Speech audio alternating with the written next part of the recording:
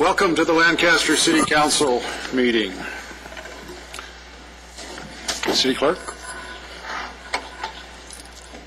City Council Member, Agency Director, Authority Member Johnson. Present. Mann. Smith.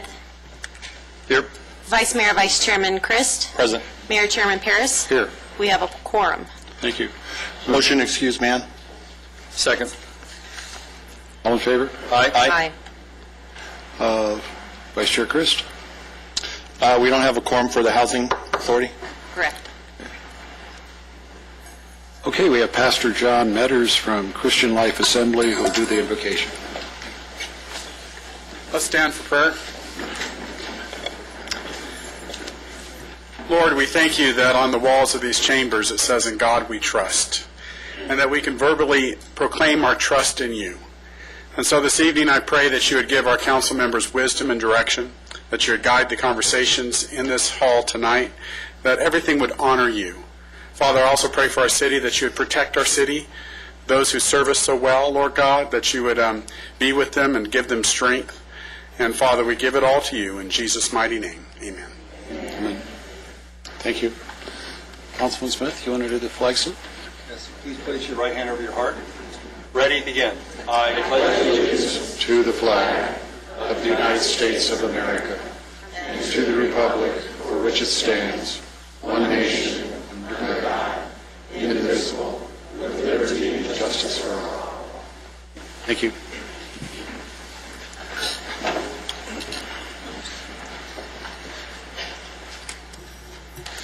Okay, Rhonda Perez, if you want to do the, Vern, you're going to do it? Okay. Then we have Michelle Bowers from the Lancaster School District.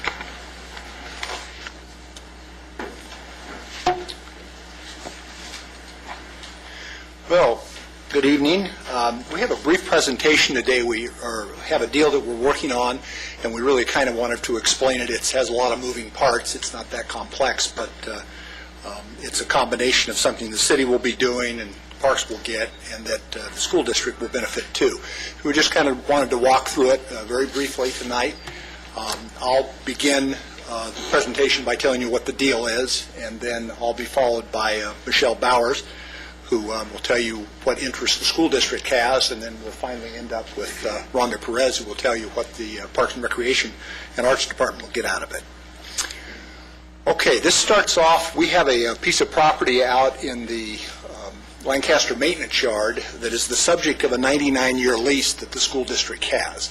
This has been around for quite a while, about 10 years, and was originally thought of as a warehouse site, and it doesn't look like that's going to proceed. We are in a position now to need that property for an entrepreneurial pavement sealing company that the council is familiar with. So it's a need of the city to be able to utilize that site. The school district is interested in acquiring the former Hallie Olson mortuary that's at 44802 Date Avenue. I don't know if you recall, but we ended up getting that in a land exchange that we did with Hallie Olson mortuary, and the deal was that we swapped them a couple of lots in the downtown. They built a new facility, and in exchange for that, we've gotten... Michelle, that's pretty extreme discipline, don't you think? It is. We have a special office for it. So the exchange, basically, we did an appraisal, and we found that the leasehold interest and the value of the property at Hallie Olson is about $126,000 in difference, meaning that the Hallie Olson building is $126,000 more in value than the leasehold interest. So to bring that even, we have a proposal that would allow the city of Lancaster to have excess use of existing Lancaster Elementary School gymnasiums. As you know, that's a long-term relationship that we've had with the school districts, and as Rhonda will explain, we have quite a bit of need in the industrial basketball leagues. We have a lot of teams that want to participate. So in its simplest form, it's an exchange. Basically, the lease will be terminated. The district will get the fee simple interest of the Hallie Olson mortuary, and then to make up the difference in the value, the city of Lancaster will receive $26,000 more use in the gymnasiums. That was based, and Michelle actually did a great job in breaking down the specific cost for that. So that's where we're heading with an agreement. It'll be on a council meeting once the attorneys have put that together and the school district has approved it. But with that, please welcome Michelle Bowers, Superintendent of the school district. Thank you. Good evening. Well, he has shared all the good stuff, but as far as the district is concerned, first of all, I would like to take a minute to introduce and thank one of our board members, Sandy Price, for joining me here this evening, and also thank the council for consideration of this proposal. We have had some very positive conversations, and the school district is looking at this as a win-win-win. And win for the city of Lancaster, a win for the school district, but most importantly, a win for our community. Because obviously the emphasis and the success, health of our community is contingent on not only the healthy eating, but the active living. And I know that the City Council has long supported that. So anything that we can do to help support that as well, we're pleased to do that. We believe that the school district will have a unique opportunity to actually take some space that we're not using right now and exchange that for space that we would be able to positively use and constructively use.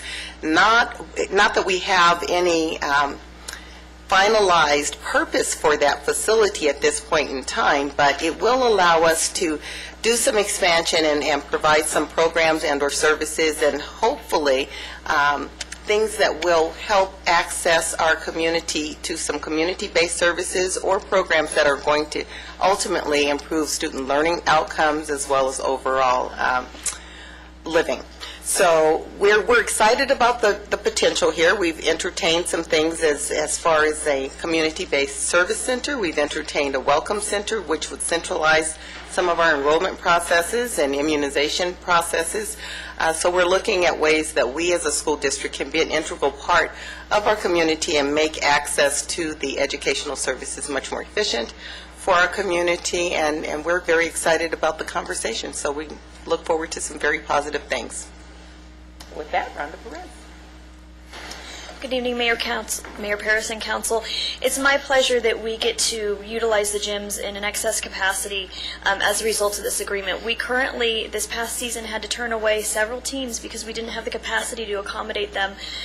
Some basketball teams, some youth leagues, and things like that we will now be able to accommodate with the increased gym space. So very excited about that. It gets to our end of healthy, active lifestyles, and I think this also is a great example of us working together. We've had some great conversations with the school district about future uses and things like that. So I think it continues to show the partnership that we're building in the community. So we're very grateful for the opportunity and to be able to service more of our citizens. Thank you. Our relationship with the school district goes back some 37 years. They were kind enough to let us use their boardroom when the city incorporated. And at the time, I don't think we had any money. So I was happy to have that done. But we're happy. We're all available to answer any questions you might have or any suggestions.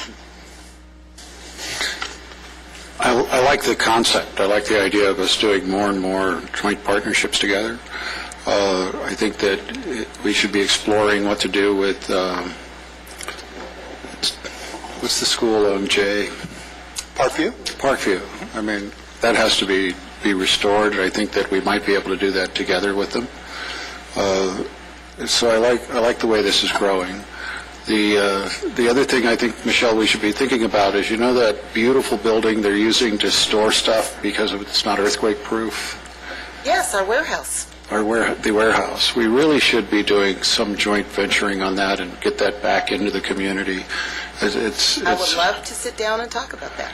Yeah, let's do that. Absolutely. Okay. I think we could expand this whole process in a way that would be beneficial for all of us. Any questions? Comments? And by the way, I think you're doing a magnificent job. Thank you. Thank you very much. We're very happy with you there. Great. Thank you. Thank you.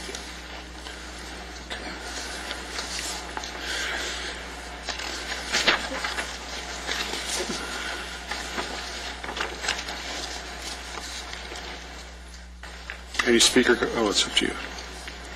No, you're... Any items to be removed from the agenda? No, sir. Okay. Turning it over to Vice Chair Christ. We have no quorum. Oh, that's right.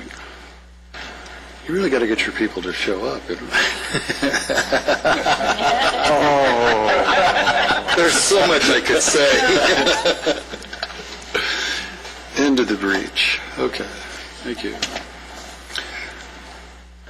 Successor agency actions. Any communications? No communications. Thank you. Staff report regarding SANB1. We have no speaker cards. Let's waive the staff report. Is there a motion? I'll move we approve SA NB1. I'll second. Let's vote. That's correct. It's unanimous with one absent. Any communications on SANB2? No communications. Waive the staff report. Yes. Is there a motion? Move to adopt resolution SA 08-14. Is there a second? Second. Let's vote. It's unanimous.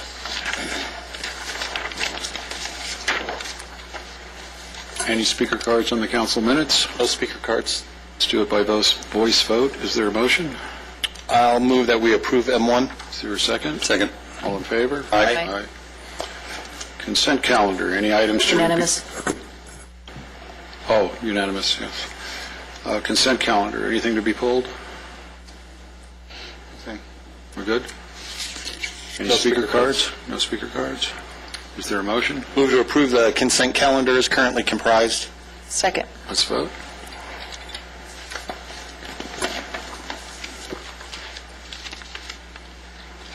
You need to announce it.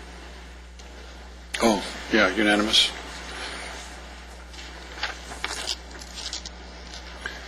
Any items on the joint consent calendar to be removed?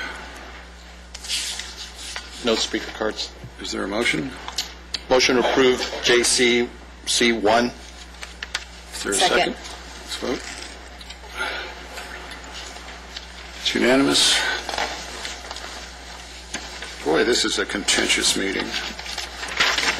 Wait. Yeah. Okay. New business item 1. Any communications? No speaker cards. No communications. I'd like to hear the staff report anyway.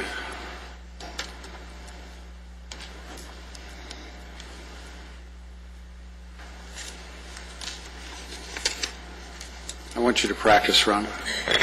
Good evening, Mayor, Paris, and Council. Again, I bring more good news to you. Tonight, we ask that you approve the appropriation of the Lockheed Martin grant received for Celebrate America, which was this past Saturday.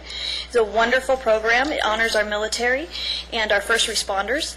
It was very well attended this past weekend, and Lockheed Martin has graciously granted us another $8,000 this year. They have supported us since 2011 for this event, and we appreciate that, and I am available for questions if you have any.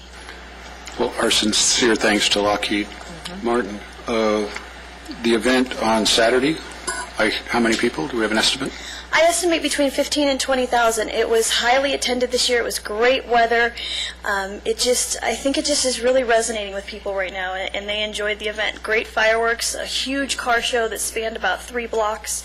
And actually this year, for the first time, we had a large presence of STEM organizations that came in from the local high schools and featured a lot of what they're doing. So that was new this year, and it was a lot of fun. Thank you. I understand there is not one police incident. Is that correct? There has not been. We are having a consistent roll. record of that. That's wonderful. Absolutely. Thank you. Thank you.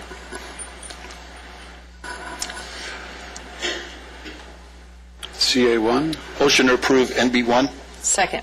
Oh, that's right. Okay. Let's vote. I didn't know we had to approve taking money. I thought we just had to approve spending money.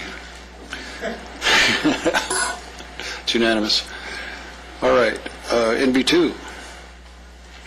Any speaker cards? No, but it's just a presentation. Oh, okay. Mhm.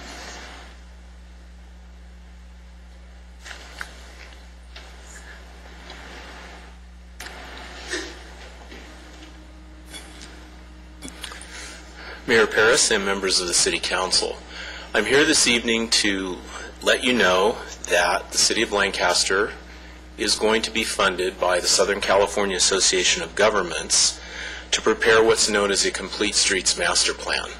This is something that you authorized us to apply for probably about 15 months ago. We were informed by them several weeks ago that they have the funding for that. We expect that we will be able to start on that effort late this year or early next year. Complete Streets is an approach to designing streets that is different than has been done for the past decades. And it's an area that is now beginning to show itself in both federal and state highway policy and funding approaches. It's also happening at the local level, and it's something that we need to put into our general plan and also has a lot of benefits for our community. In many ways, we've already started down this path. I guess the first question would be, what are complete streets? And we can look at a couple, one in Burbank and one in Torrance, and the fact is we don't really know enough from these pictures to know whether these are in fact complete streets. The reason we don't know that is we don't know what their users are, what their traffic flow is, what the types of businesses really are that are along them. And that's because complete streets are not really a template or a standard, but it's a way of designing streets to meet the needs of expected users. And that can change over time. Streets can evolve as cities evolve. We know the boulevard, for example, is a complete street. It meets the needs of the users that are down there.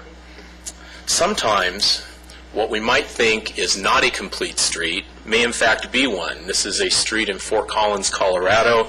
I was kind of stunned to see that it has freight trains that rumble down the middle of it, but surprisingly, this doesn't seem to bother the people in that city much.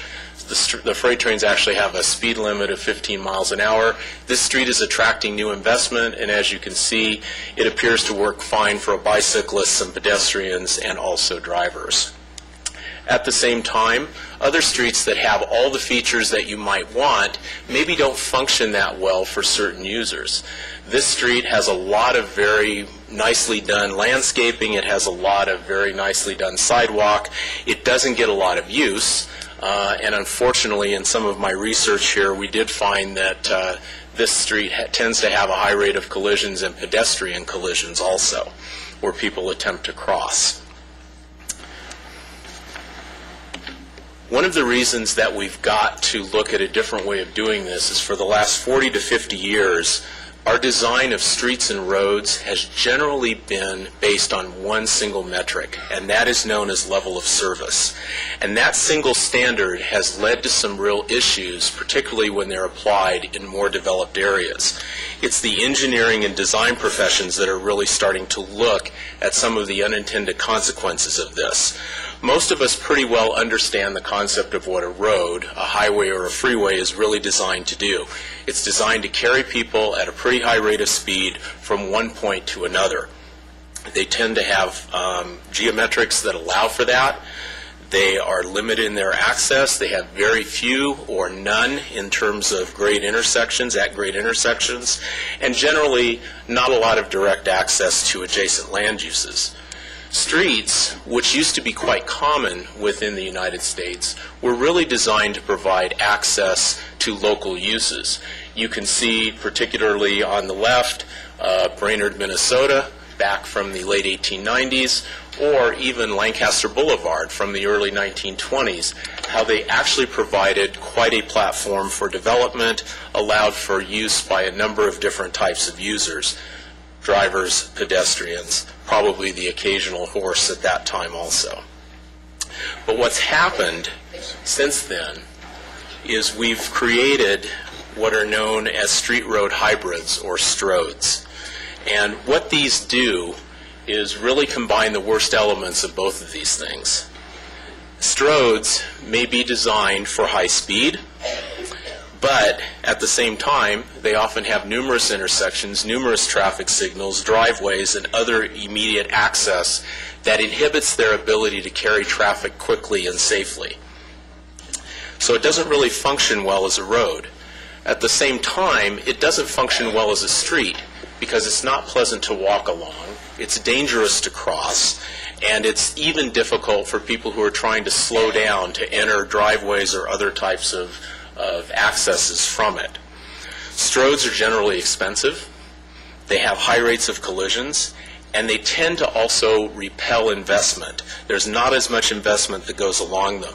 One engineer whose blog that I read said that stroads are really the futon of transportation facilities, something that tries to do two things and ends up not doing either one of them very well.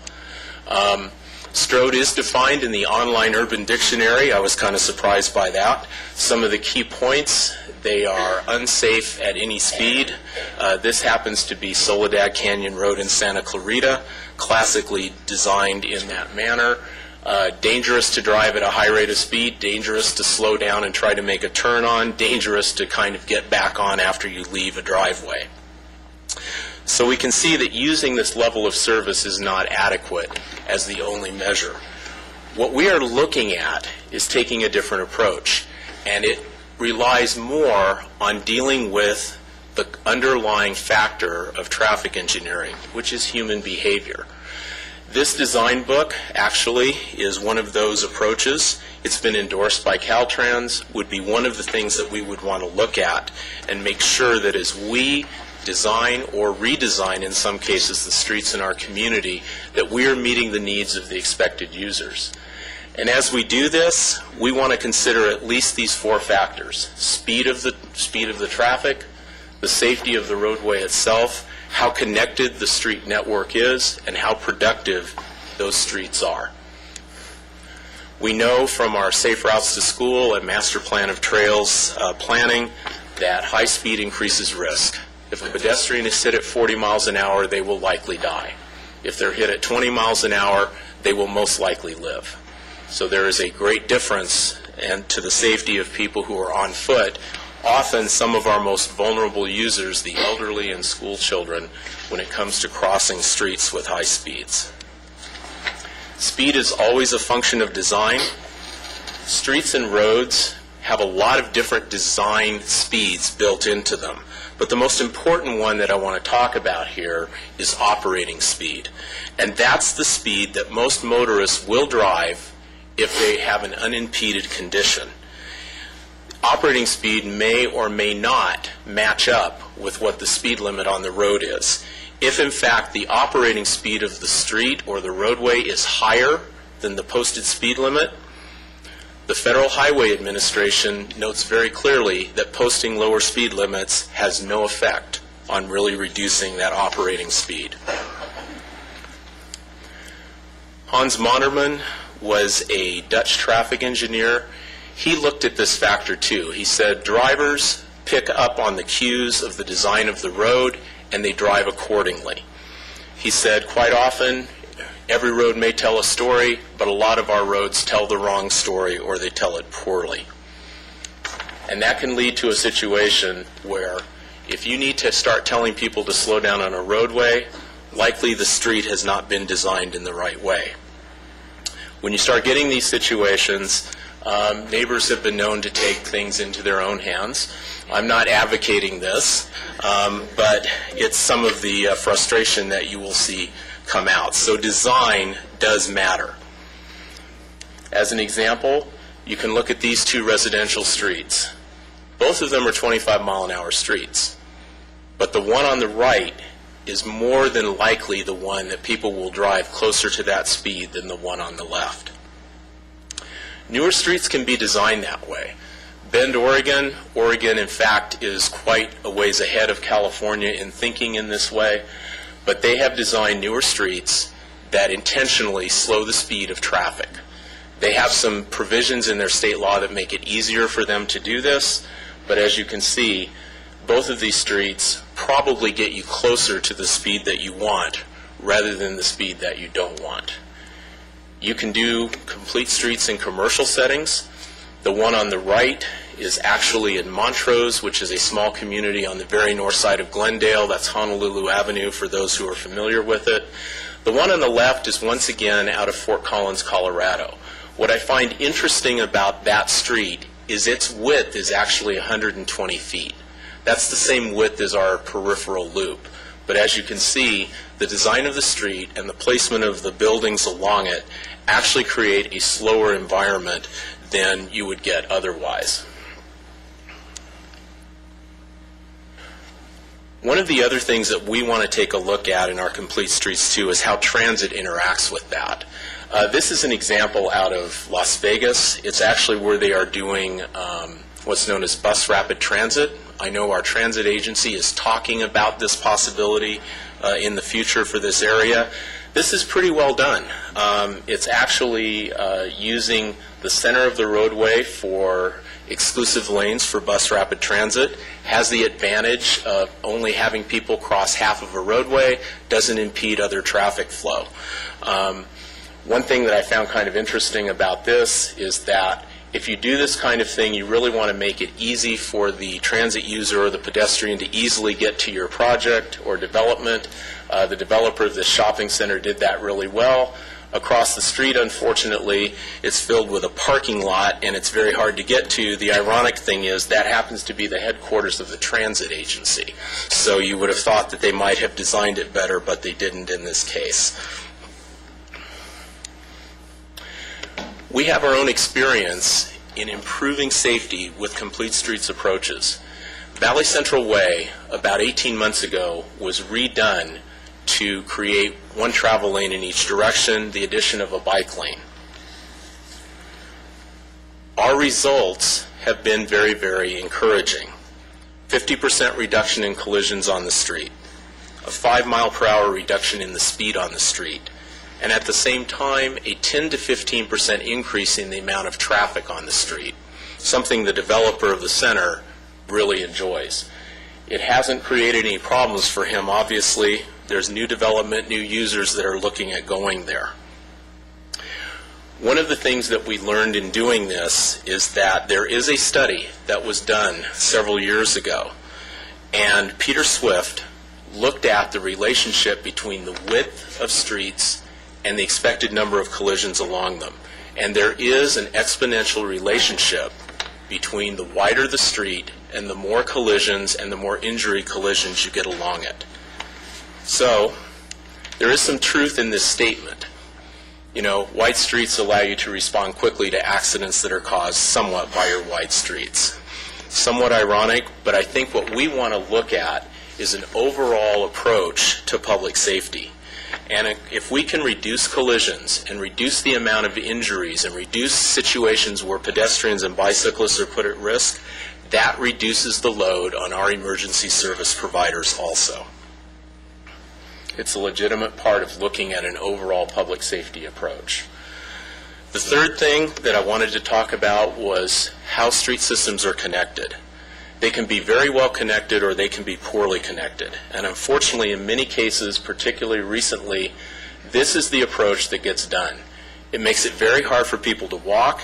And interestingly, based on the experience that I've done some research I've done out of the state of Oregon, if I can get back to that, this kind of a network, which people may view as something from the past, is much preferred by emergency service providers. Multiple ways to get to one place. At the same time, it works much better for bicyclists. It works much better for people who want to walk from one destination to another. So as we look at our Complete Streets approach, how connected our street system is important.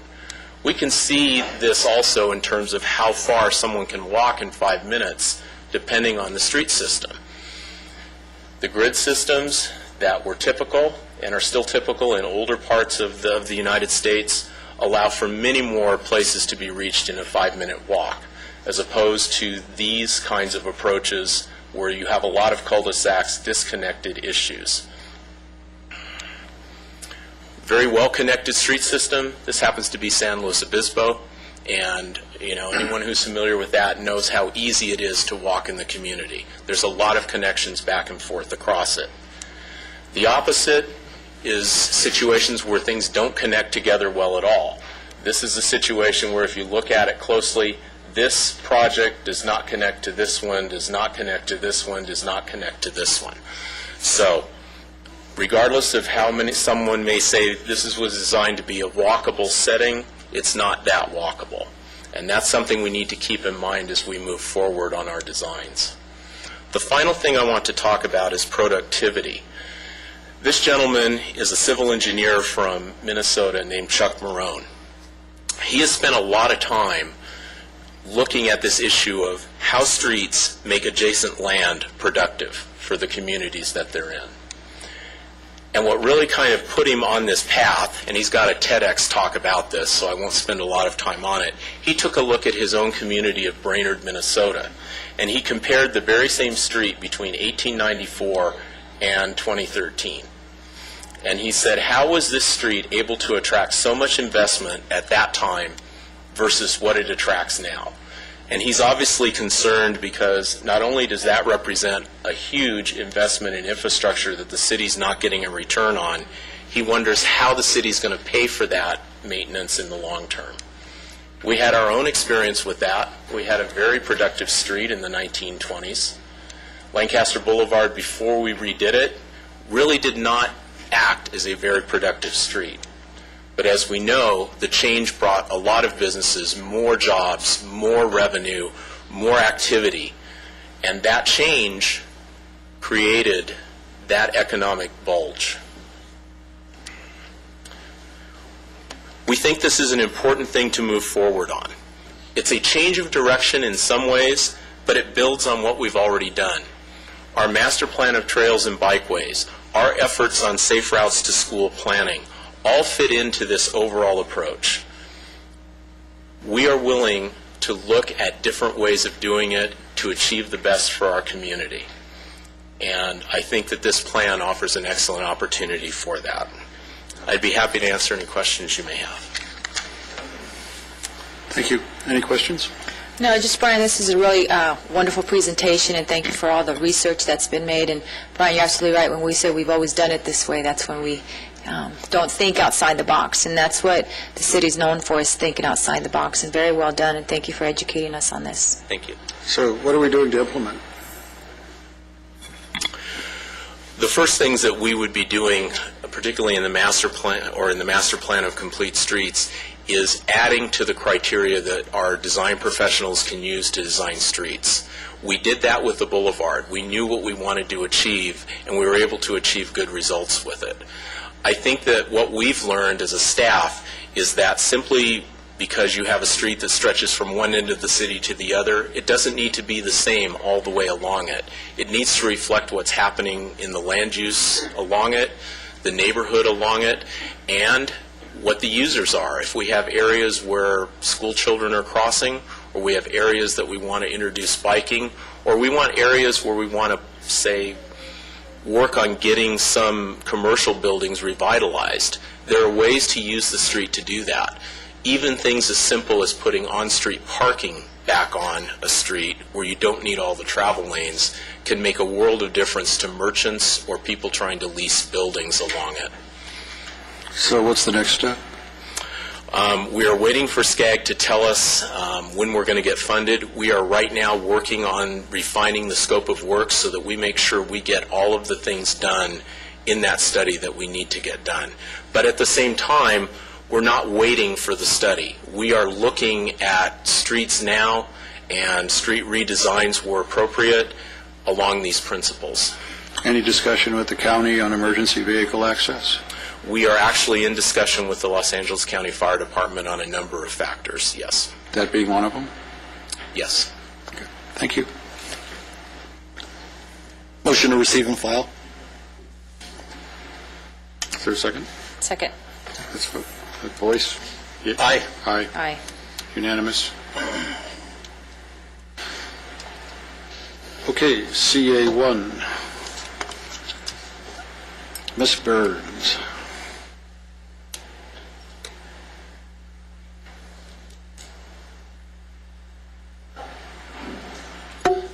My apologies. The Air Quality Management District, the information that we have obtained from the AVA-QMD regarding the timing of the permit issued by the EPA to the Palmdale Power Plant is that it was issued 1 week prior to the change in the regulations. We are confirming that now, but that is the information we have to date. Additionally, based on our discussion at the last council meeting, I have confirmed with AVA-QMD's lawyers that Palmdale Energy LLC is indeed defending and indemnifying AVA-QMD, and its members against any and all actions brought with regard to this permit. Thank you.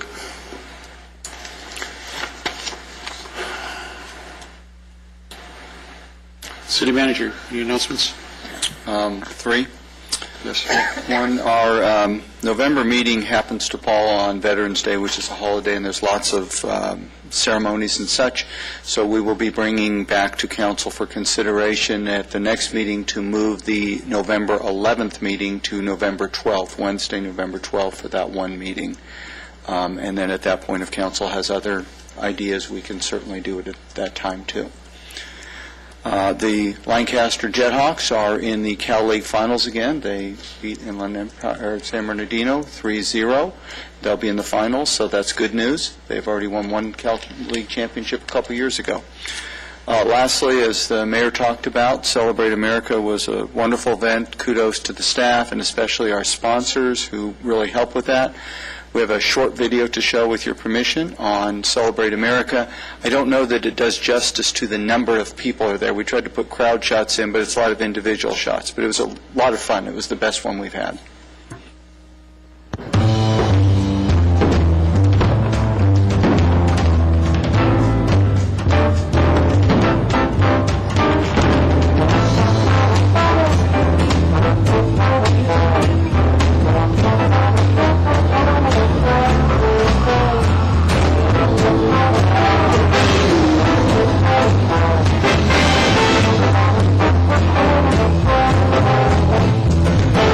Celebrate America, where we got motorcycles, cars, food, tons of entertainment, but most importantly, we're honoring all the heroes of Lancaster and America.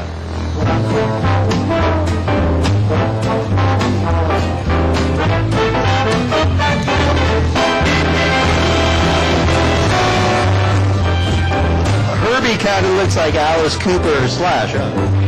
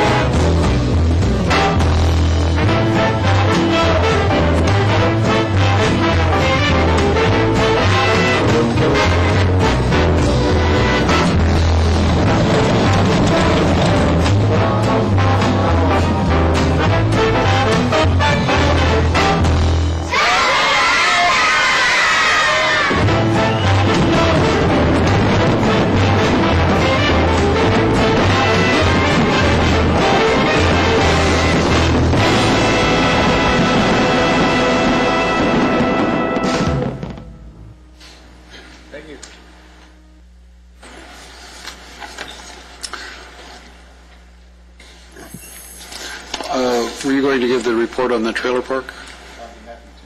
If you would, thank you. And thanks to Robert Neal from our Public Works Department and Elizabeth Brubaker and both their staffs who have done a lot of work on this.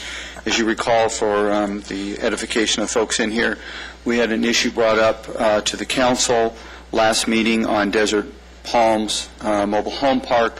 Council very pointedly made sure that these issues were going to be addressed.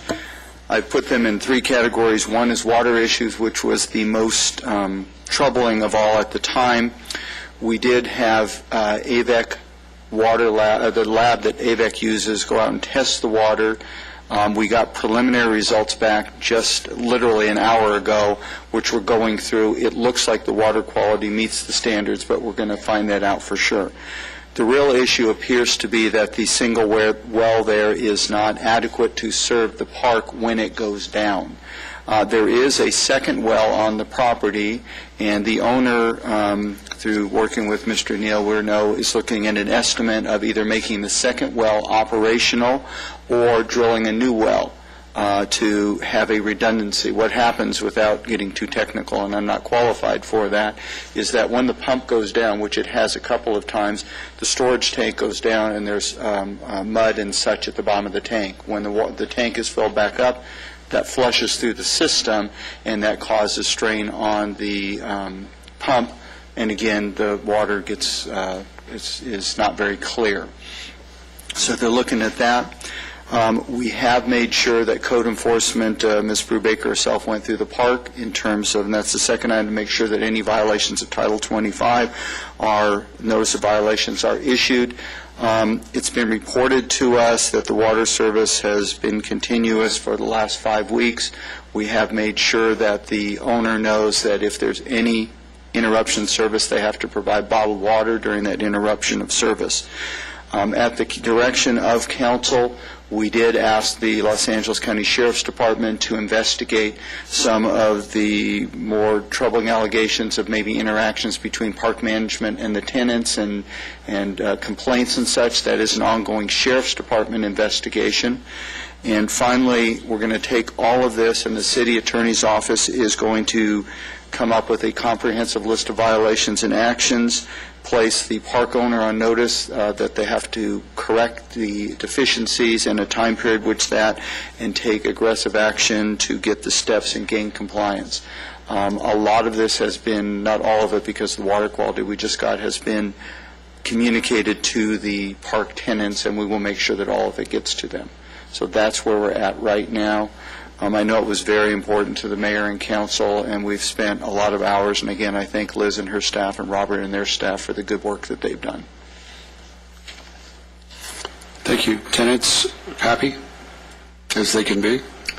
They're getting there. I think they were happy, and Liz, you can correct me if I'm wrong. They were happy with the fact that the city was aggressive and the council directed them to be aggressive. And Liz, we've had people at the meetings as well, too, correct? It came to our attention that there were allegations that the management was threatening the residents, some of the residents, that if they complained, they would call immigration on them. If that occurred, that is a crime. I understand that we have the Sheriff's Department treating it as an important crime and fully investigating it. And so that the rest of the world knows that in Lancaster, a threat like that is a crime. We will prosecute it. You are not allowed to threaten people with calling immigration in order to get them to not demand services they're entitled to. And we will treat that as a major crime if it occurs. Thank you. Is that it? Yes, sir.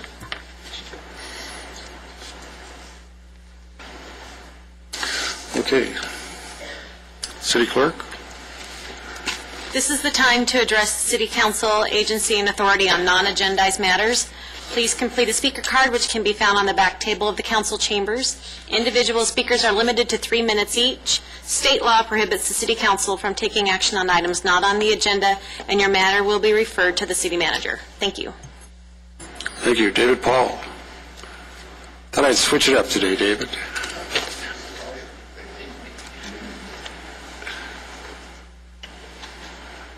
Mayor, Vice Mayor, and Council, good evening. Try and breathe a little life into it. There's a lot of residents here that are concerned about the MetroLink issue. My history is I rode the MetroLink once. It cost about $26 or something for a round-trip ticket. That seems excessive. But somebody checked my ticket. I understand what you're saying. My first thought when we thought about this, and I only put this out there to calm some of the nerves in the room, I just don't see any way we can actually close the station with the federal laws and Amtrak and all of that having a say. But I wouldn't be surprised if you succeeded either. So let the chips fall where they may, but I think that everybody here that's going to complain at you is going to get their wish anyway. It is important to draw attention to the fact that the downtown has become a magnet for homeless people. When we started to do this, I can remember standing here talking about preparing for that. Any big city I've been to, Boulder, Santa Fe, New Mexico, all these nice downtown districts all have a lot of homeless young people with backpacks touring the country. So I appreciate the fact that with all the intellectual firepower we have in this city, we're going to come up with a solution. and I like to treat people humanely and respect the rights of the citizens who have the right to conduct business without the interference of people that don't want to utilize their services. So it's a good night. Let's just love each other. That's what I want to say to all my friends behind me. We're going to get through this. We'll find a way. If anybody can fix it, it's the City of Lancaster. We will find a solution. So thank you for everything you do. It's just a pleasure to be here and be part of this and hear what is on the people's minds. Thank you. Thank you, David.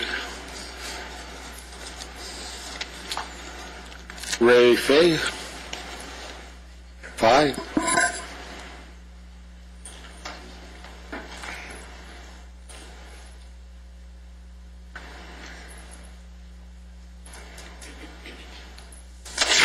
Yes, I think it's very wrong about the homeless people coming up here with the metro.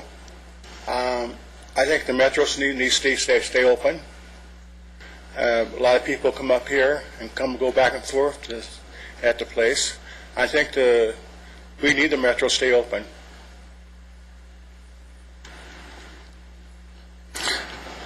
You know, I understand the concern. I also understand that this is a county problem that they could fix in a heartbeat if they wanted to. And for 6 years now, I've been unable to get them to do anything. As simple as take a ticket. I mean, who rides for free, you know? And I appreciate the fact that I wish I could do both. Now, there isn't any plan to close permanently. There is a plan to move it. It may be that we have to close it temporarily to get them to move it. You know, if we just leave it alone, nothing changes. We're kind of caught between a rock and a hard place. And unfortunately, it shouldn't be our problem. It should be the County of Los Angeles' problem. But, you know, see no evil, hear no evil. I understand what you guys are talking about. I understand it's going to be difficult going to Palmdale and go out there in Palmdale and take number 1 and go to Palmdale and get the Amtrak there. I think that's going to be difficult for us. We are, if we do that, and it's undecided at this point, but if we do that, we are going to provide a lot of buses to make that transition as easy as possible. But I do recognize that adds 15 minutes to people's, or even more, trip to Los Angeles. And I don't like that any more than everybody else. Ultimately, I think the problem gets solved if we build the station at a different place. Yeah. I mean, it's designed to accommodate commuters that go back and forth to L.A. It is not designed to be the homeless train to the desert so that people don't have to be responsible for their own problems, meaning L.A.'s homeless problem, not the homeless people themselves. I go out there a lot myself. Yeah. I mean, I don't think it's the problem of the homeless people. I think it's the problem of communities unwilling to take care of their own. Mm-hmm. And we're getting overloaded. That's just, you know, we're the only homeless facility in all the Antelope Valley. The county and the other city have washed their hands of it, and we're just getting overloaded. Now, I'm happy to listen to every possible option. Yeah. The one thing I know for certain is we can't leave it the way it is. And I don't know that a lot of people disagree with that. Okay? It's going to be a hardship on people. You have to go out to Palmdale and get the metro out there. We are going to have to figure out a way to eliminate that hardship as much as possible until the new station is built. If we do it. You know, I mean, the purpose of this is to find out what people think, hear if they have some solutions to it. But, you know, we have this container called the City of Lancaster, and they keep pumping homeless into it. It got full, and now it's overflowing. You know, we have to do something to stop the flow. And I'm open to every option out there. Okay? Yeah. Thank you for coming. I appreciate it. William Brown?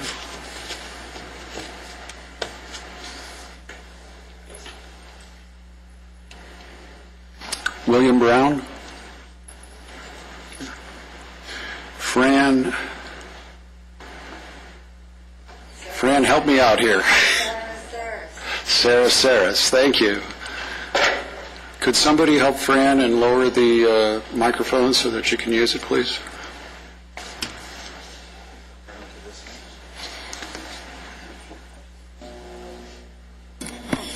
You can just walk right where I am. You can just come, just wait for me to move a second. You can move to the side. Move to the side. What side? Over here, right there. One minute to the side? Whatever's more comfortable. Right here. Thank you. I've never done this before, so please bear with me. My first thing is, I want to say good evening, Mr. Mayor, council members, and ladies and gentlemen. I would also like, and my terminology is probably not correct since I just heard about the Saturday thing. Anyway, my thing is thanking the city of Lancaster and the city council for the wonderful celebration we had on the boulevard Saturday. The fireworks were spectacular. Okay, my name is Fran Saris, and I'm a long-time resident of Lancaster. My first question about changing my notes, you said moving the station, where would you move it to? I think there's two options on the table. One would be Avenue M, where we hope to build the new homeless shelter, which would be a much larger, expanded operation, or Avenue H. And I'm not sure where the discussions are, if any discussions. Oh, Avenue D, I'm sorry. D, like in David? Yes. All right, now, as you well know, you're going to be creating a hardship for the community by taking away and closing the Lancaster Metrolink. You're hurting the people that use the train to go to work, but return to Lancaster to spend their dollars because they live here. And for the seniors and disabled seniors like myself, it's especially convenient for me and the seniors to use the transit for travel, to be able to go places for entertainment, to visit our families, our friends, and for our doctor's appointments. The Metrolink station was built for the people, and we all have a right to use it.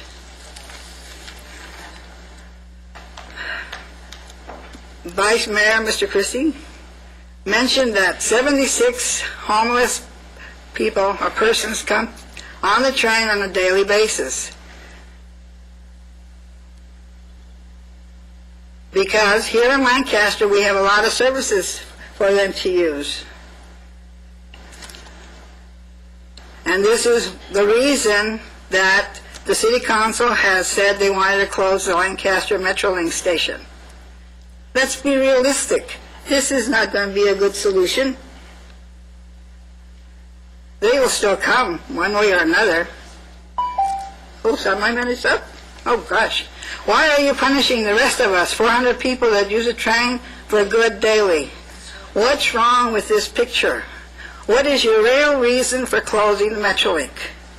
What happened to the vision plan on Southeast Transit Village Mutual Transportation Hub and the grants from Southern California Association of Governments to rebuild and beautify the station around there with malls? Oh, my time's up. Anyway, you get the picture. Speak slow, so she gets more time. Okay, to build, okay. Our station right now, Lancaster Station, is the ugliest, the dirtiest station of all. We need to bring people into Lancaster and big business, anchor stores, not close ourselves from the rest of the world. We're already losing Ralph's Market on 20th. Why is it that Palmdale has all the new business going in? They have on the east side. They have Wells Fargo, American Title, Krispy Kreme, Dickey's Barbecue, Dick's Sporting Goods. Then they have these Japanese Kinkishura, I don't think I'm pronouncing that right, rail car manufacturer. They want to hire 250 people, but are they going to be American people? And then we have the Korean Wind Power Electric Inc. of South Korea. Are they also going to hire us, Americans? And what about the high-speed rail that's been talked about from Burbank to Palmdale? What's happening to the people of Lancaster? Are we being left in the desert dust? We need help. And you're the only people that can help us. Fred, I think that we have accomplished a lot in bringing new jobs in the past year and a half. I think we brought probably over, 400 of them, and that'll soon expand to 1,000 jobs. Now, I could go on and have that discussion with you, but in regards to the Metrolink, let's keep it on that, okay? First of all, I don't know that I could be any more open and transparent about what we're doing. Long before we do anything, I've announced it to the community, told you what I'm planning to do and what the council's planning to do, unless somebody can give us a better alternative. There is no secret agenda. It couldn't be any more open. I mean, from a political point of view, the way a lot of people do this is they do it before you even know it happened. We're not doing that. There are a lot of solutions that would make it unnecessary. If the county would step up and just take tickets. Just put a conductor on the train and take tickets. So what can we do as people to go down there and get all these people out of here, go down there and fight them or talk to them or do something? What can we do? It would require that. It would require that. But what it is we're up here, they're down there, and it's an all-day effort to go down to talk to them. Well, it'll be worth it if we get something done. I absolutely agree. Now, would it accomplish anything with them? I don't think so. I don't think they care one iota what happens to us up here. I mean, have they given us any evidence that they do? I mean, I haven't seen it. I think we're on our own. Okay, that's just the way of the world. We're on our own. But we do have to figure out a solution. The vision we have for this city does not allow us to be totally inundated with other people's homelessness. We just cannot survive and thrive the way we want to. And I think don't we all agree on that part? No. Well, I don't know what to tell you. We are not the place for the county to solve their homeless problem. We're more than happy to take care of our own. And I think if we just had our own, they wouldn't be homeless. Before too long, we would figure out a way. Why do they use Lancaster to send them here? Why do they pick us? I think it's a combination of a couple things. We're the end of the rail. We're the last stop. Lancaster was one of the first cities to step up and build a homeless shelter. We were one of the first cities in the county outside of downtown Los Angeles to actually build a facility to feed homeless people. When that was done, nobody realized that was going to be an attractor for everybody else who's homeless. I don't know how to fix it, but I know I have to fix it. And I think most of the people in this room know we have to fix it. So let's come up with a way. If closing the station isn't the way, then we have to have another plan. But it's not okay for you to come in and just say, well, Rex, don't close the station, and not give me a solution. Well, I'm going to put my thinking cap on that. Okay. Let's just solve it together somehow. And maybe somebody could figure out a way to make the Board of Supervisors do their job and tell them that, hey, you represent the whole county, not just everything from Santa Clarita South. Nice. Okay? Can I Thank say you very much for Sure. your time. Fran, Yes. a couple things that you said. We're not saying that it's 67 people a day that are coming up on the train, and if that was said, that I apologize for it. Yeah. We're saying, and on one time that we checked, 67 were identified on that day. If it was one per day, it's too many that has overwhelmed our system.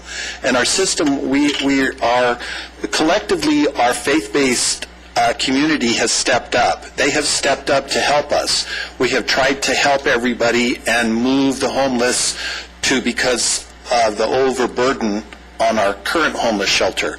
We have moved them to the fairgrounds. So we're experimenting, we're trying to do different things, we're allowing the faith-based community to come in and feed them and to do all that kind of stuff, but we can't get the attention of LA County to do something for us. In LA County, each district is divided into spas. We're spa number one. Spa number one gets $279 per homeless person that's identified. Spa 4, which is downtown LA, gets $4,500 per person. Okay, we do not have the funds. Our system is being overwhelmed to do it. We have to look somewhere to do it. The people in this room that are here today are the ones that we want to protect. We want to protect them for a long time. Okay, so the people that are in this room are the ones we need to protect, and we will protect them. Okay, but we need to do something to get their attention, and that's our problem. Okay. So thank you for speaking.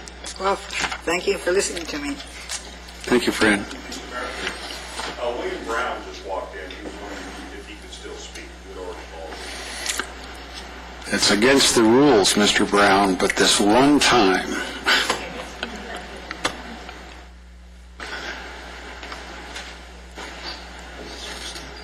William Brown.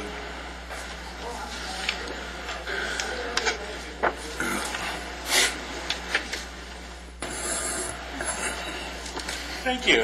I Good think I'm evening. special, and that's proven. Thanks. My concern... Oh, that's okay, I'm sorry. I need to say. My concern is very simple. To me, it's simple, I'm quite sure. You guys deal with more complex things, so it may not be that simple. I visit the library on a regular basis, 3 to 4 days a week. I may spend 2 to 4 hours in the library. My concern is this. It is almost like being at a playground, and the noise factor there is just totally unacceptable. I mean, I've spoken to the deputies there. They basically tells me that they can't do much. They will go over and tell them to quiet down. As soon as he walk away or she walks away, the noise factor is there again. I was there yesterday. A gentleman was talking. A lady turned around, looked at him. He apologized, walked away. About 4 feet over, started talking to someone else. I could hear that noise level. I could hear the noise level at the table next to me, the one in front of me. I got up and left. Now, the first couple of times, I kind of ignored it. After a while, it becomes annoying. I go to the library to either read, study, or do some work on my computer. And at this noise level, it's just unacceptable. And I was just wondering, is there anything that could possibly be done about this? I hate to sound like a broken record. It's the county library. It's not the city library. We have no jurisdiction whatsoever in that library to do anything. But it also traces back to the reason why everybody else is here today. And it's become a place for the homeless to be out of the weather. Now, I don't blame them for that. It's 110 degrees outside. They got to go someplace.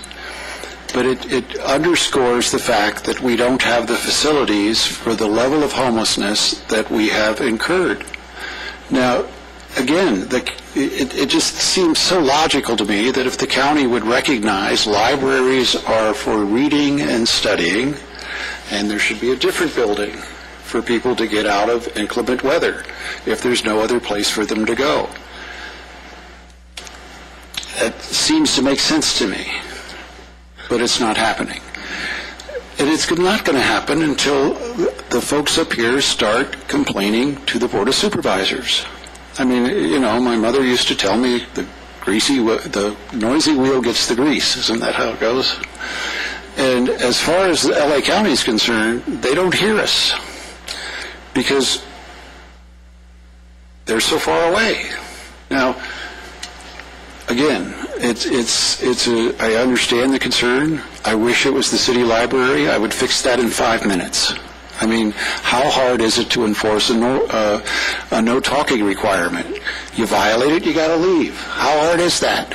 That's what we used to do at the college library. That's what we used to do at the high school library. I don't know why it's so hard. It's just I'm not allowed to do it there. Do you think it would have any effect if we started a petition about the noise level, send it to the county board of supervisors, that it would have any real effect? It tends to at least get them to pay a little bit of attention. Okay. Thank you very much for your time. Okay, thank you. Ron Rock.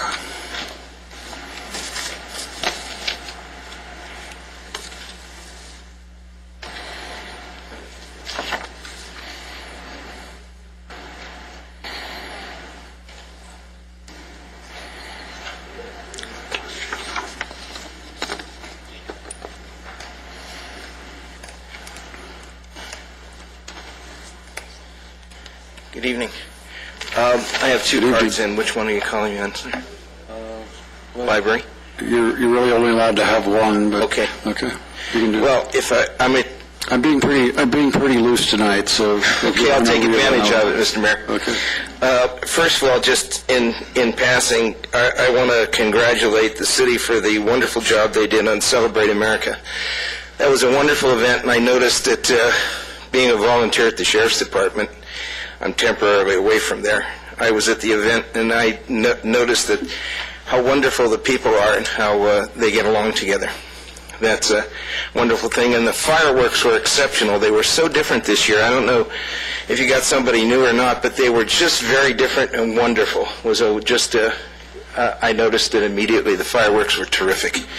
I went to, 2 weeks ago, Detroit. They have a thing called the Dream Cruise there where they take 30,000 cars from Monday through Saturday and parade them up and down Woodward Boulevard. And I noticed the same thing in that whole week. There was not one incident. The deputies were out, not one incident. Wonderful to be able to attend events like that where people are sane and sensible. I'll get to my follow-up. The library, my concern with the library is I love Lancaster. I'm in love with the city.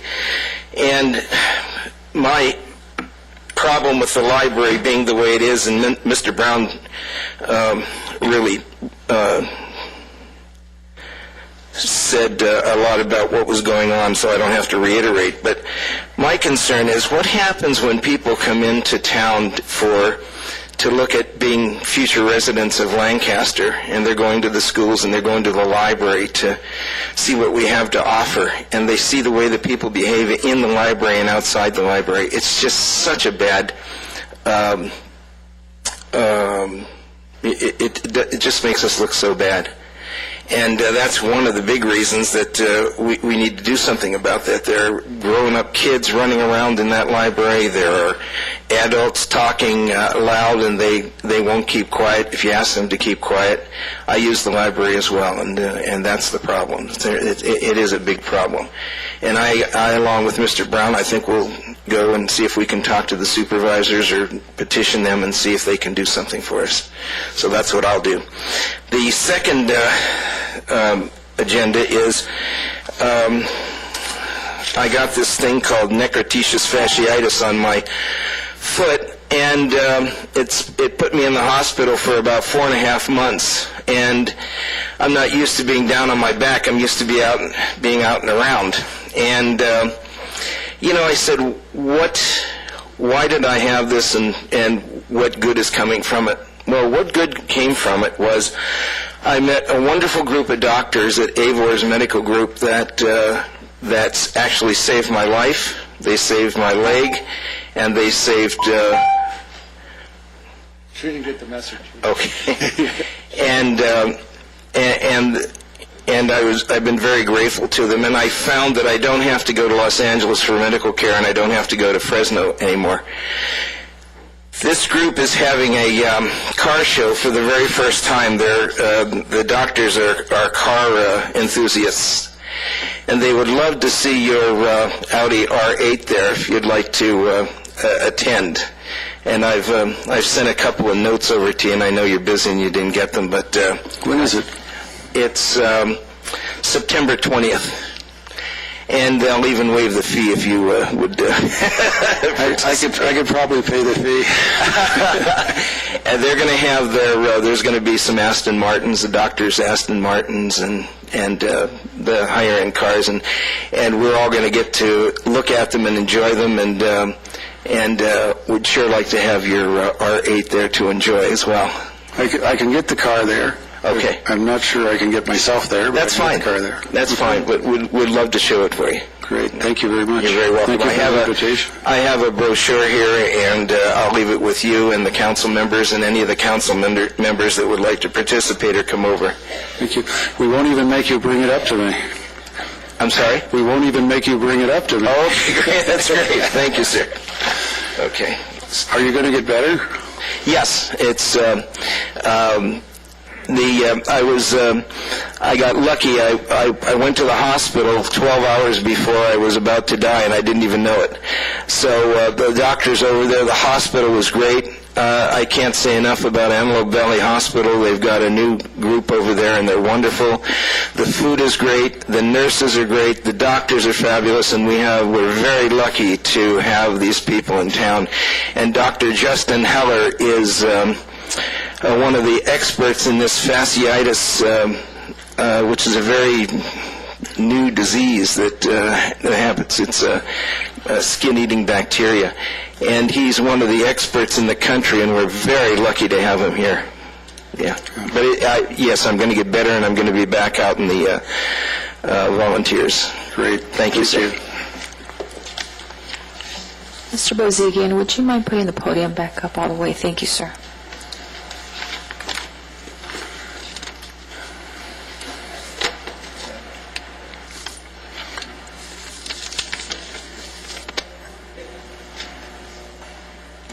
Could it be any slower? Yeah, likely, but not much. Thank you. Dr. Bongiovanni?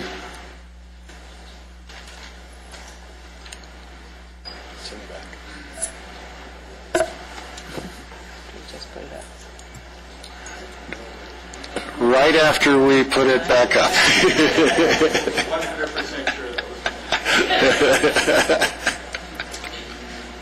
On the side of it. Pick up the way. I good enough. Move it. Do you want a little higher too? No, that's fine. Good evening, Mr. Mayor. Good evening. Council members, audience. What brings me out here tonight is to discuss the feasibility of the termination of the service of the Metrolink. I'm a constant user. I'm a Vietnam vet, highly decorated, and was sprayed 4 times with Agent Orange. So I have to go to the VA quite a lot for my medical treatment, and unfortunately it's in West LA and Sepulveda. They don't have facilities up here. It's difficult for me to get to the Metrolink because I live on the east side, approximately Challenger and Jay, and that's a long ride for me to get there, and I have to charge my chair while I travel to the other valleys. First, I want to commend, you say that nothing's being done about tickets. I ride quite a bit. I'm usually down at the VA 3-4 times a week, either VA. And I notice that the Sheriff's Department is on the train checking for passes, for tickets, and those that don't have passes or tickets are given a ticket themselves. So there is a check and balance system. I just want to discuss that with you. I'm going to give you more time. That's accurate. They get a ticket, and they get another ticket, and they get another ticket, and they get another ticket, and they get another ticket, and they never get arrested, and they never get thrown off the train.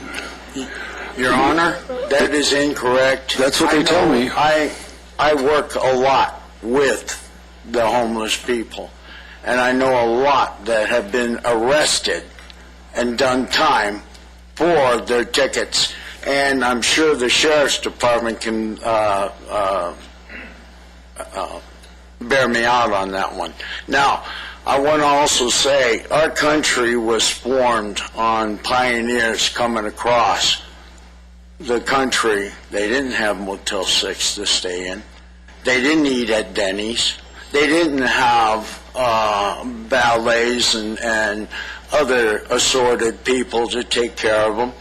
What makes people who are dwelling impaired violating the law? That's number one. Number two, if you're going to address the homeless, why don't you address also the pedophiles and the criminals that are being dumped in our society here, where we, as members of your society that elected you, sir, have to live with? Now, if you want to really help the society out, why don't you put a stop to the automatic dumping of all these pedophiles and criminals into our society? One recent one was the pillowcase rapist, and he's walking around. Now, I respect you, sir. I really do, because unfortunately, I'm sorry, but I didn't vote for you. But that's okay. But wait a minute. My turn. Okay.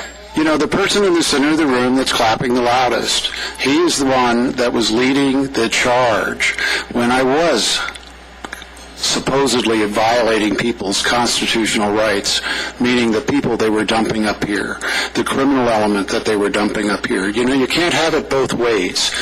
You can support me when I come out with a hammer and say enough is enough. And yes, pedophiles shouldn't have constitutional rights in Lancaster. And yes, gangs shouldn't have constitutional rights in Lancaster. And yes, we need to drive this criminal element out of our city. You can support me when I do that, or you can come in here and act like you're supportive of it once the flack is over. You understand what I'm saying? Yes, you can applaud as loud as you want. Your Honor. But when the Justice Department was suing this city, who were the people complaining that we had too many lawsuits? The exact same people that are here, not all of you, just a few of you, that are applauding now. You know, this is something we're in this together on. If you want a safe city, we have to do it together. And we cannot flood our city with homeless folks, because whether we like it or not, it drives out other people who do spend money. My point to the council and to you, sir, is you're picking on MetroLink, which I have to use weekly to get... Wait a minute, sir. Okay. I'd like to finish. No, I want you to... They're going to find a way up here anyways. Buses, walking, hitchhiking, whatever. They're going to find their way up here anyways. So now what you're going to do is you're going to propose to close this station down, which is difficult for me to get to, and I have to charge up my battery just to make it the rest of the way to the hospital, and then charge it back so I can get home. That's unacceptable, sir. So let's look at that. What if we were able to do something with the AV Transportation Agency to... Let me finish. But I've already got your answer. What if we have, for disabled people, people who are disabled, where we actually have curbside service, where we actually pick you up at your home and take you to the train? Sir. Let me finish. Come on, I'll let you finish. That might be a solution. What I'm unwilling to do is to just say there is no solution. Now, shouldn't we all be working on this together to come up with a solution rather than to say, let's leave it the way it is? Because the way it is not acceptable. Are you going to guarantee that AV Transit Authority is going to be running at the same time I take the 358 train? In the morning. Well, wait a minute. You got to agree with one thing. At least I make the trains run on time, don't I? Well, you may make them run on time, but I rely on the first train. My day starts at 1:30 in the morning. To get ready, it takes me a long time. To get to the train so I can make my appointments, I have to catch the 358. Now, the buses don't run at 3:58. The first bus in the morning is... No. I understand we got to change... 6 and 7. I understand we have to change schedules.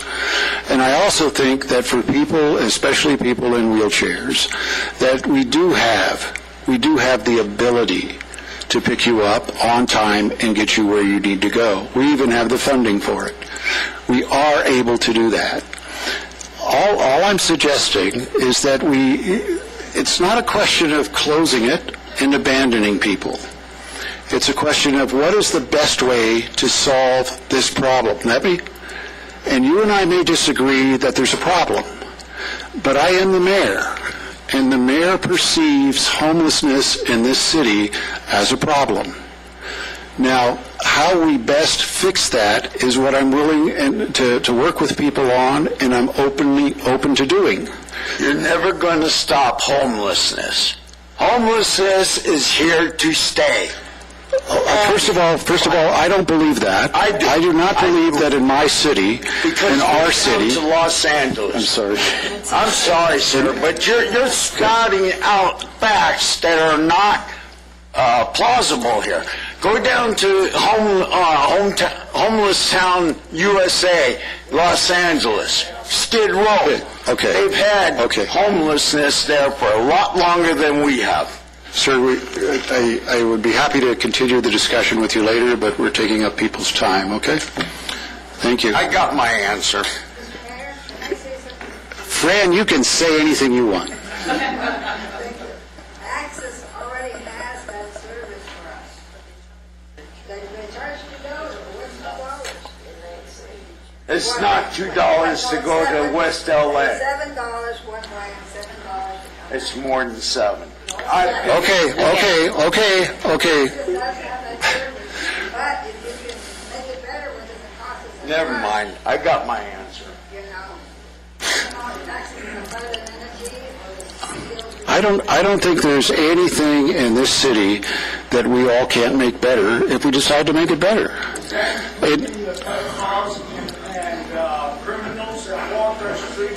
Well, I wanted to hang the pedophiles downtown on the boulevard, and they said I couldn't do that. Now, as to the rest of it, I think we can improve things. All right? Now, where are we? Ruth Russell. I'm sorry, what? They approach as a group. Yeah, come on down. But I'm kind of liking this meeting. It's almost like a town hall, isn't it? Did all of you put speaker cards in? No, just one. Okay. I'm just the speaker. Okay. Thank you. Good evening, Mayor Good evening. Mayor's and Council. I am speaking for the group from Lancaster Homes. We have more in the audience. My name is Ruth Russell. We have serious problems.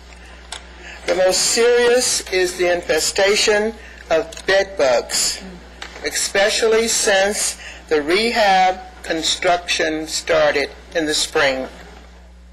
Where's this at? Lancaster Homes, right across the street. Right across the street on Jackman. Across from the American Heroes Park. Next to the senior center.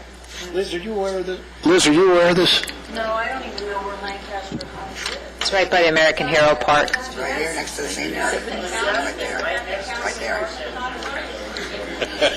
All right, tell me the rest of it. Okay. They are spreading from one apartment to the next. There is vandalism by outsiders.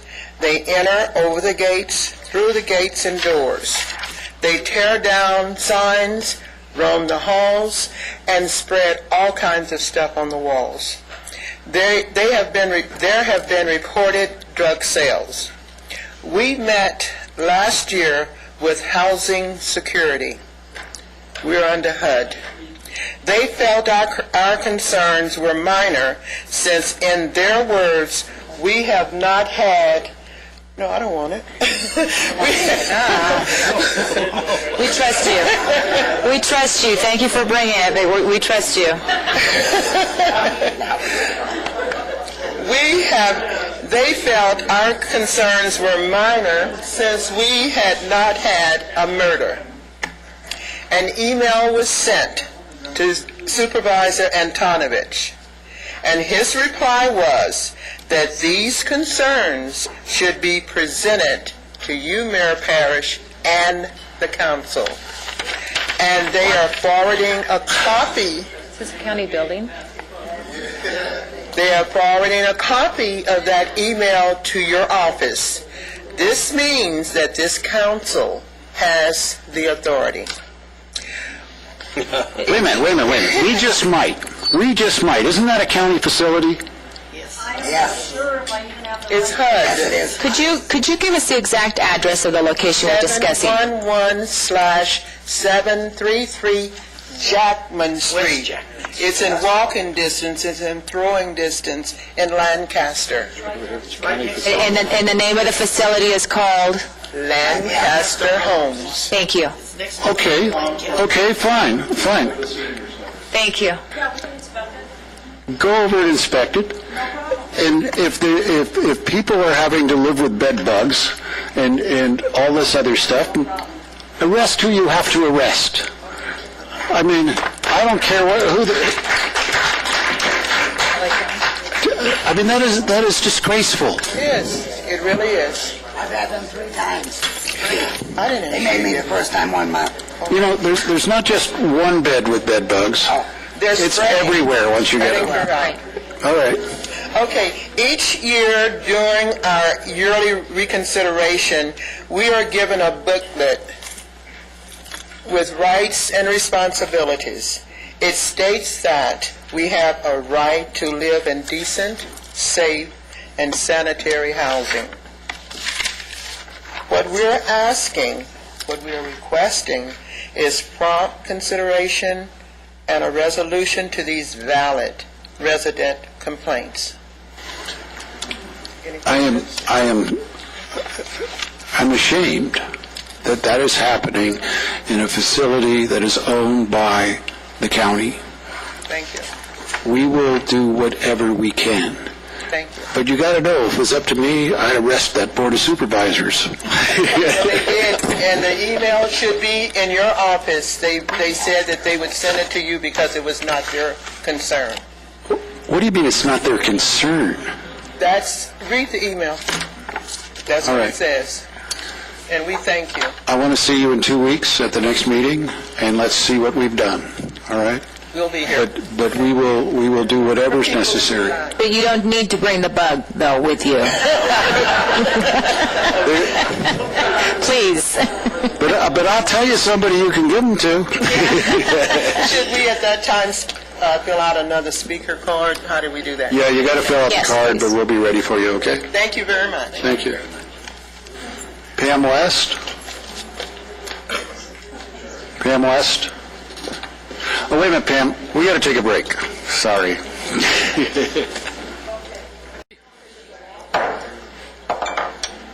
Pam West? Pam West? She's... Yeah. Priscilla Cordial?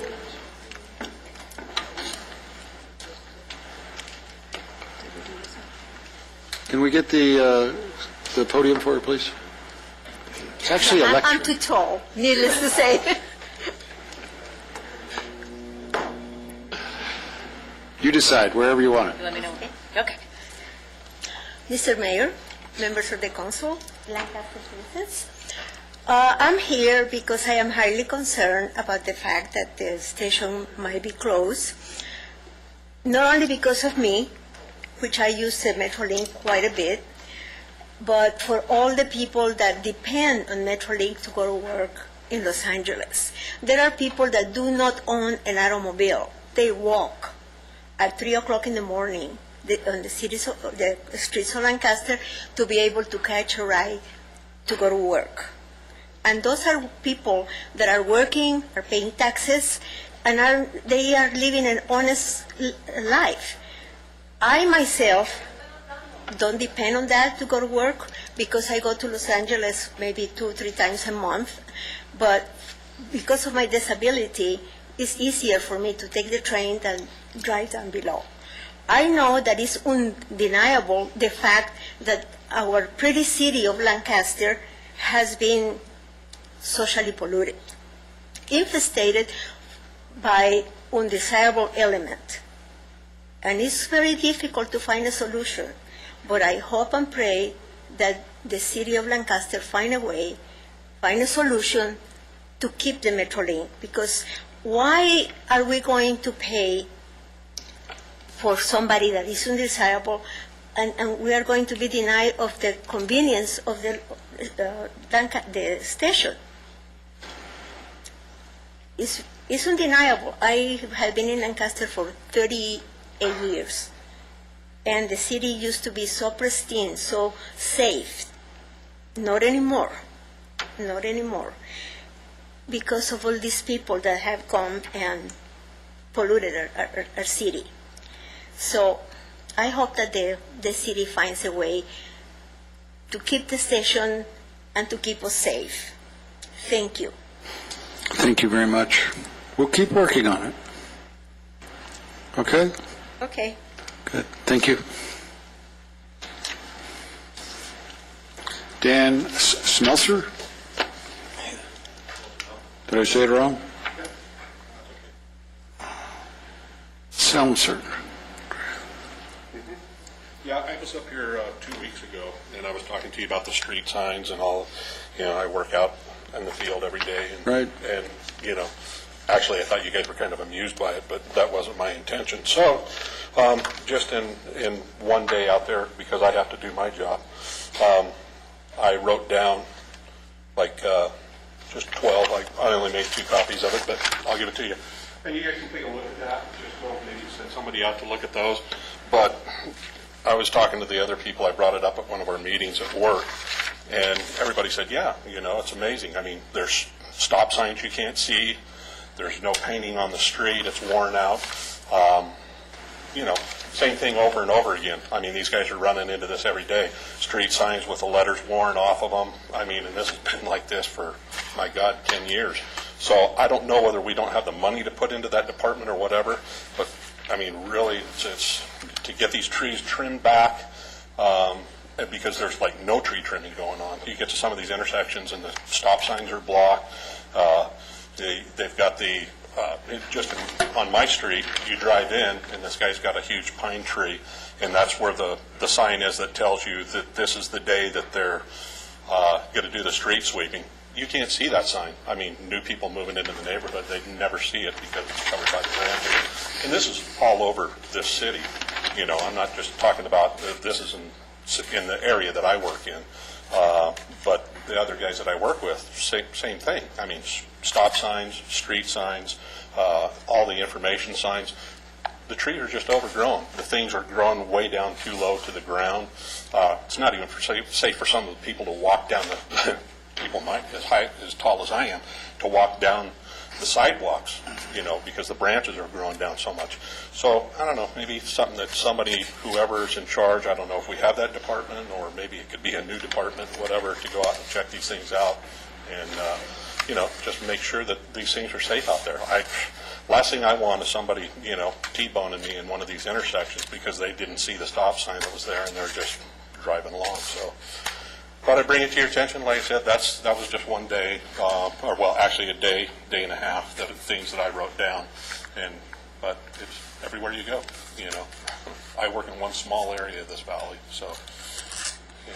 Thank you, Dan. I appreciate this. I'd like pictures of everything on this before and after we fix it. Could we do that? Thank you. Barbara Nunn.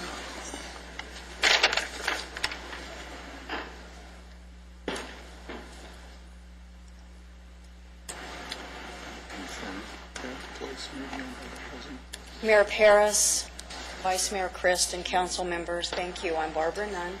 I am here about the Metrolink, and the question is, how did we get here? I raised my children here. They went to school when you did, Mayor. And we didn't used to have to walk our doors. Avenue I was 2 lanes. And I started researching. I worked for the county, retired from the county, worked in health services.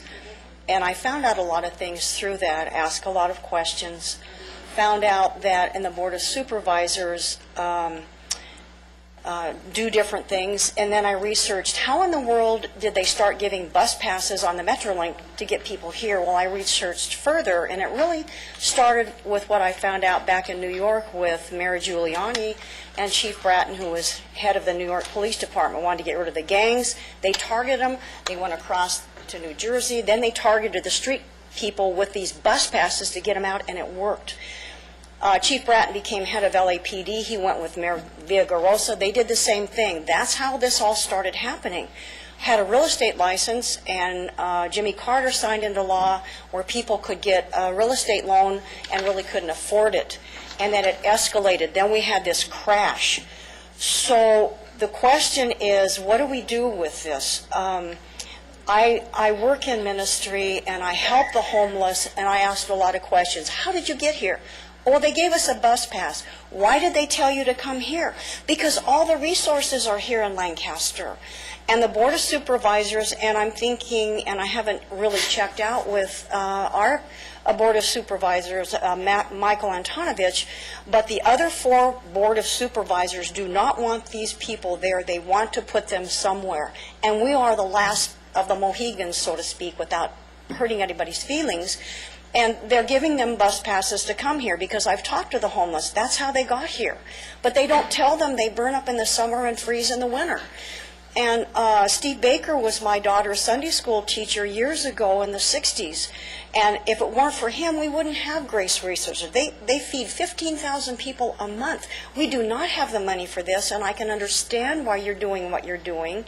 And I also understand the other part about using Metrolink. I go down to UCLA also. But we have to do something with the bleeding of this. The Board of Supervisors are not going to do anything. I don't even think if we went down there with hundreds, they might do anything. They want these people out of their areas. They want to be voted in again. It's resources from the fire department and the police departments or the sheriff's department that are called in when the homeless or the gangs do things, and it takes resources. So they want to get them out of there. So they're sending them here. And I don't know what to say other than you have legal ramifications for this and you know people, but we do have to stop the bleeding. So my heart goes, the city, I feel for the city, I feel for the council members, I feel for the homeless, I feel for the citizens, because we're in a quagmire here, but we have to do something. So I am for you for doing something. But the folks back here think you're going to close this metro station forever. And I don't believe that's true. I believe you're going to do alternatives for us.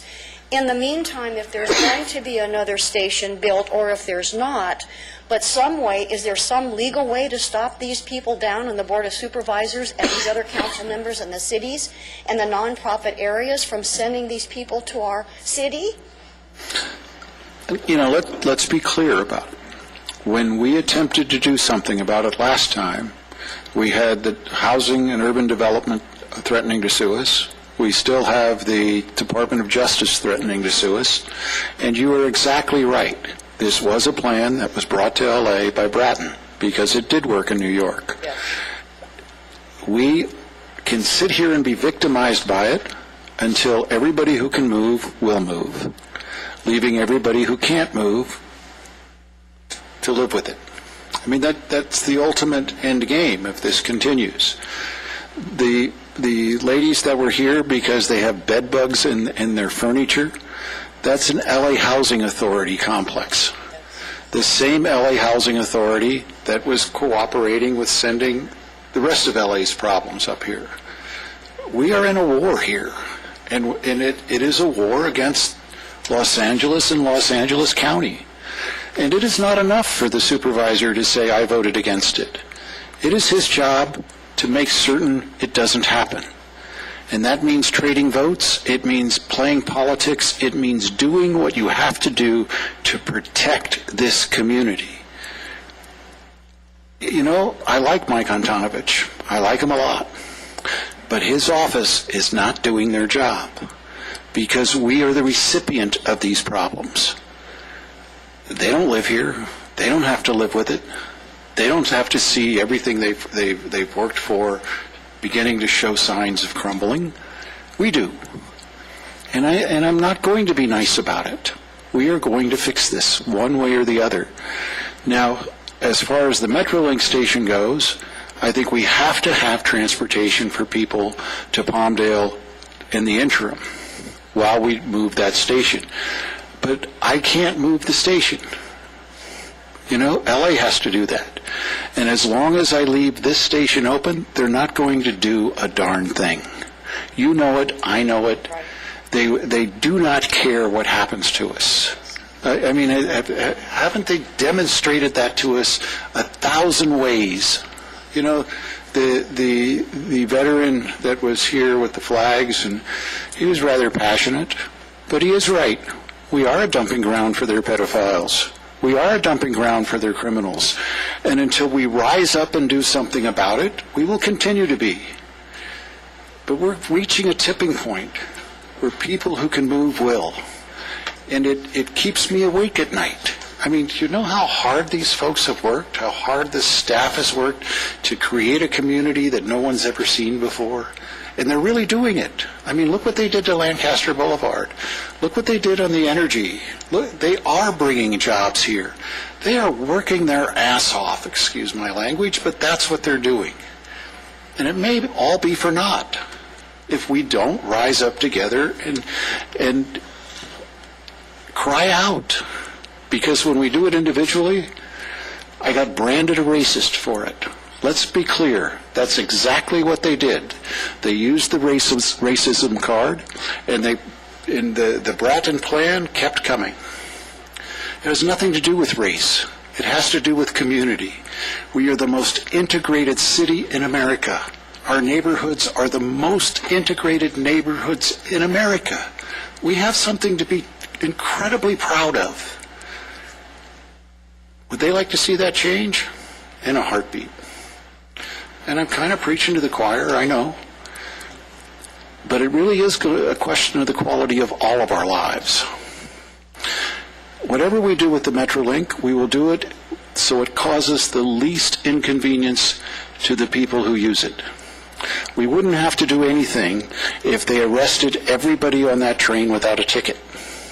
Every time they were on that train without a ticket. We wouldn't have to do anything if they just enforced the laws.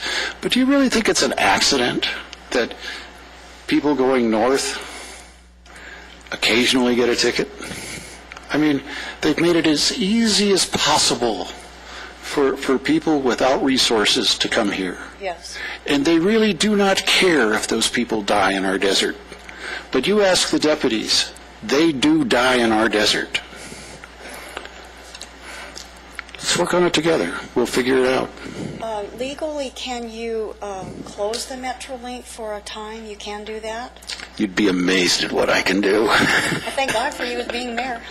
But I know the alternative, and I know that somehow, I don't know exactly how you may be able to do that, or maybe it's through the news media, I don't know, to try to put the older folks at rest like me. And I've been on the Metrolink. I go to UCLA, but there's not always somebody checking tickets. And the deputies get to use, because I have law enforcement on my family, the Metrolink free. And I think they use them at those times that they're on the train to check tickets. And other times the conductor doesn't check tickets, so there's no one checking tickets.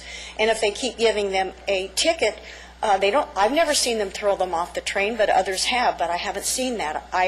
I've seen them give tickets, but I've always, of course, had what I needed to. So my heart goes out to everybody, because, you know, we and all of you here are compassionate for the homeless and the lost, and we're doing what we can to help those until they can come to a place to help themselves. Some people are in a mental position that they're not able to help themselves, and that's a different story. So I understand where you're coming from, and I don't even know if I've helped anyone here, but... Actually, you made me feel better. I did? Yeah, Okay. I mean, Barbara, it was well said. Yeah. We get tired of feeling like the bad guys when we're trying to solve a problem. It's a problem that all of us have. We have to figure out a solution together, and all of us aren't going to be happy, but we have to figure out a solution. And I kind of like the way we do it this way. And I sure like you coming up and talking about it. Let's explore other ways to do it. Okay? Thank you. Thank you for coming. Thank you.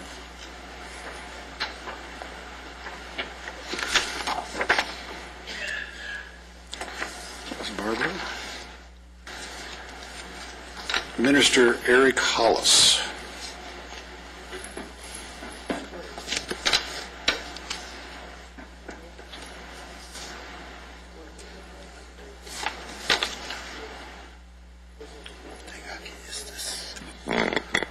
Good evening, Mr. Mayor and the City Council. Good evening. And to the citizens here of Lancaster. My concern tonight also is the Metrolink, possible closure, possible movement. I have to use it, you know, quite often to go to the doctor, all of you, see my family functions.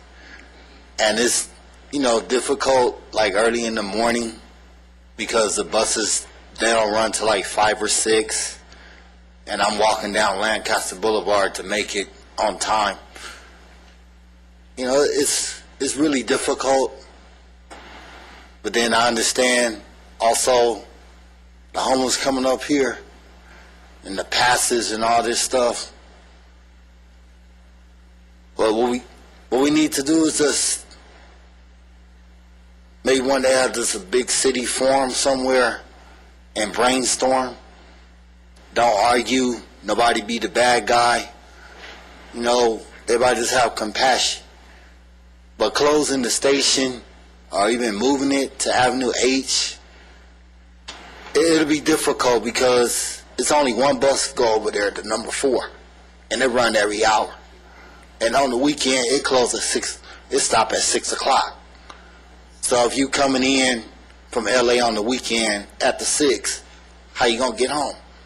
So we just need to explore and just do better.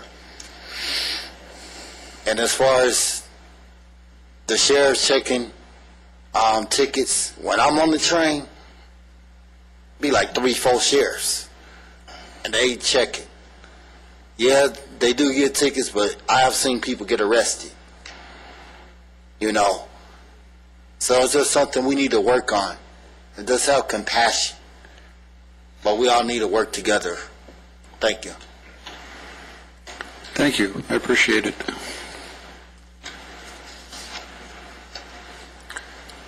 George Betty.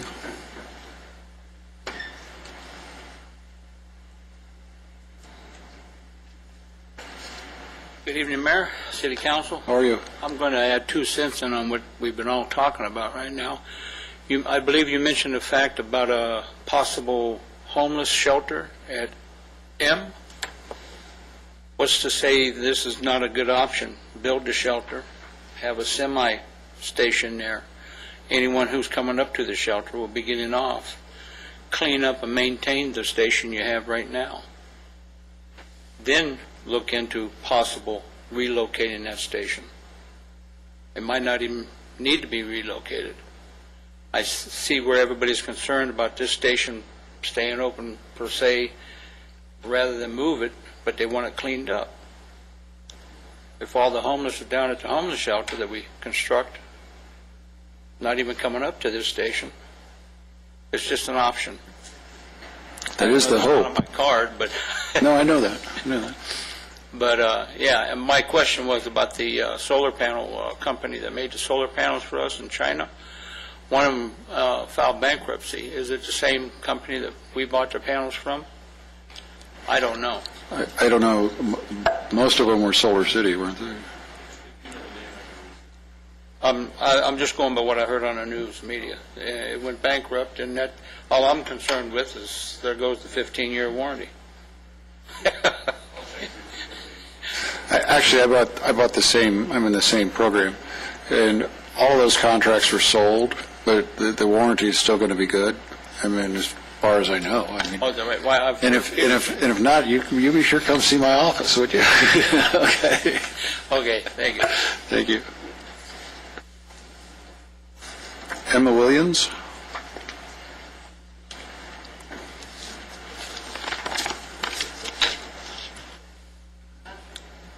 Good evening to the councilman and to the mayor. I have some issues.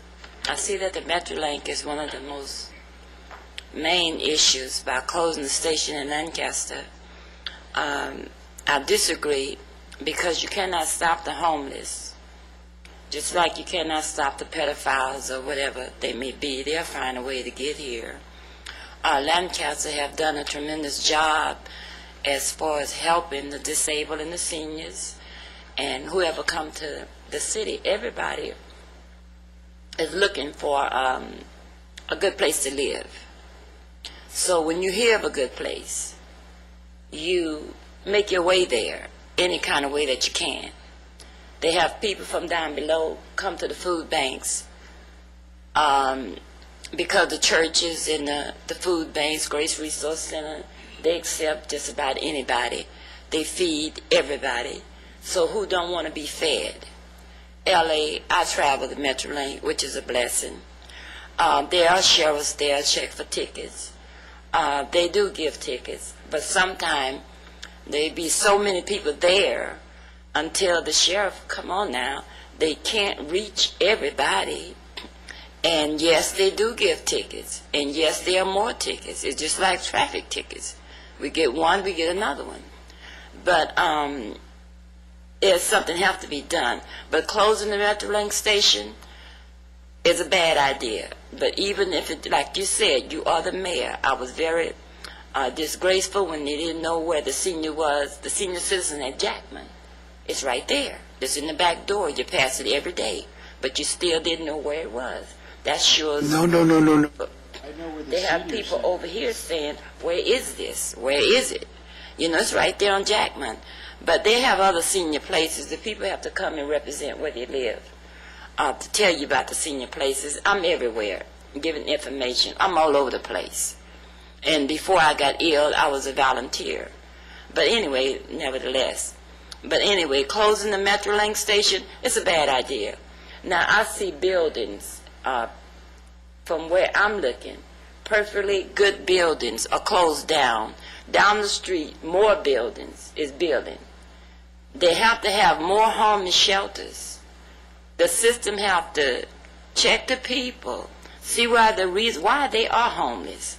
What brought them here? Some of us need a hand up and not so much a hand out. I don't want to go to the food bank. I want to be a food bank. They got hotels, beautiful hotels. I've never been in one of them, maybe.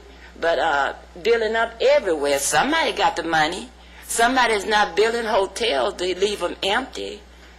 And homeless shelters. You have to build more homeless shelters because the people are coming. They are coming. Because many times way back, there were several penitentiaries. California Institute for Women. Now there's so many till you can't even figure out who's who. Now another thing I want to address as fast as I can, it's so hard for the churches, whoever they may be, not to take the fingerprints and live scan, but to get into the institutions, to talk to these young people that's coming out.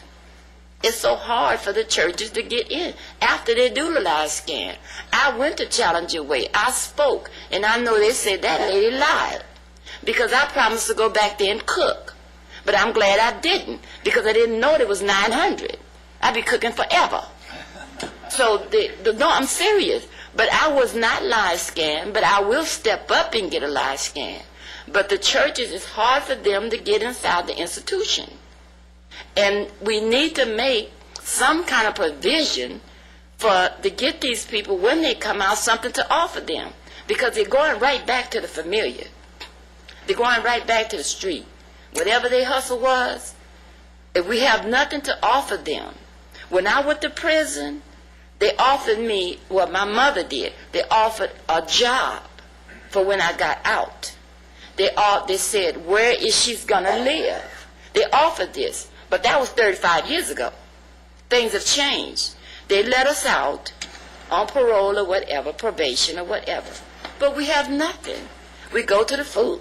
We get the food stamps. Okay, thank you. Then the food stamps run out. Thank you. Then we come to you. Okay, thank you. Thank you so much. Okay. Thank you for your time. Arthur Callaway.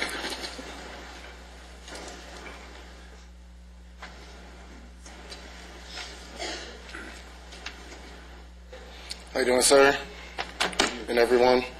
I would like to first thank Ms. Everett. She has great customer service skills, just so you know. I do appreciate all your help. I have just 3 questions. One being that last time we were at the meeting, I forget the date, but the last meeting when you made your presentation on the homelessness shelter, you said that the vice mayor and the churches were the ones that helped, or the ones that are the lone voice in the wilderness to do stuff. I was wondering if those names of those churches you were at liberty to say, so that you know who to thank when we actually go out and thank and work with other people, or if I want to find a nice church to actually help people. If you were able to say that. We can talk afterward. Okay. And then also, I was wondering if there was any preliminary studies or done on how much it's actually going to cost the city to actually close down the Metrolink station. Like, is there an actual number that y'all are looking at that it would cost the city opposed to doing other things?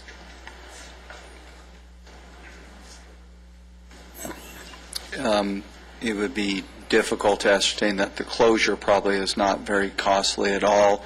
There's likely a cost for a bus bridge, which would be bus service between the Palmdale and Lancaster station. However, the cost of that to the taxpayers would be far less than running a train. The cost of running a bus is probably 1/10 the cost of running a train per mile. Okay, that's fine. And if it's next meeting or something, indirect and the direct cost of it, it would just be nice to know to compare actually hiring someone to actually check the tickets at the end of the line or anything, whatever else it is. And my last question would be that, or not actually a question, it's more of a statement, that if we are going to close the Metrolink because the county is managing it poorly, I think that actually is a bad precedence to set, because we'd have to do that to other facilities. As today, it was the library that has homelessness people in it, so if they don't let us close the Metrolink that's bringing up the homeless people, do we have to close the library? And they have a homeless shelter, not a homeless shelter, but a elderly home, I think that's what it was earlier, that has bed bugs in it, that we shouldn't close it just because the county's managing it poorly. I think that's just something to think about. What we won't do is let people live in it with bed bugs. I understand that. I completely behind it, but I'm saying that the president's setting to just close it to solve a problem because of poor management from the county, because I agree that sounds like poor management from the county. As far as closing the library, we don't need to close the library. Kids quit using it a long time ago. Very few people use the library because of the way it's managed. Now, that's the same thing you said, that there are very few people that use the Metrolink. No, I never said very few people use the Metrolink. What I said is that because of the Metrolink, the burden that it's putting on to the city is such that we have to do something. But I certainly recognize there are a lot of people who will suffer consequences if we close it. I also recognize that the entire city suffers a huge consequence if we don't. And the purpose of this is to find a way to satisfy both needs, if possible. At the end of the day, the good of the many will control. I understand that, but last session there was a mention that the patronage of the the people that actually use the Metrolink was down this year more so than last That is year. correct. Yeah. So that's That is why I was saying correct. that the patronage is down. So if the library's patronage is down, still shouldn't close it. Well, we don't have anything to do with the library. That's the county's facility. Just like the Metrolink, right? No, we own the Metrolink. That's why I can close it. Oh, I thought that you said that it was the county. It's county operated, but we own it. Okay. That's why I can close it. I can put a fence around it, just like we did the Desert Inn. You know? Okay. I didn't know that. I thought that y'all were saying that it was county owned. No. But thank you, sir. Okay, thank you. Margarita Ramirez? Do you want me to go down now?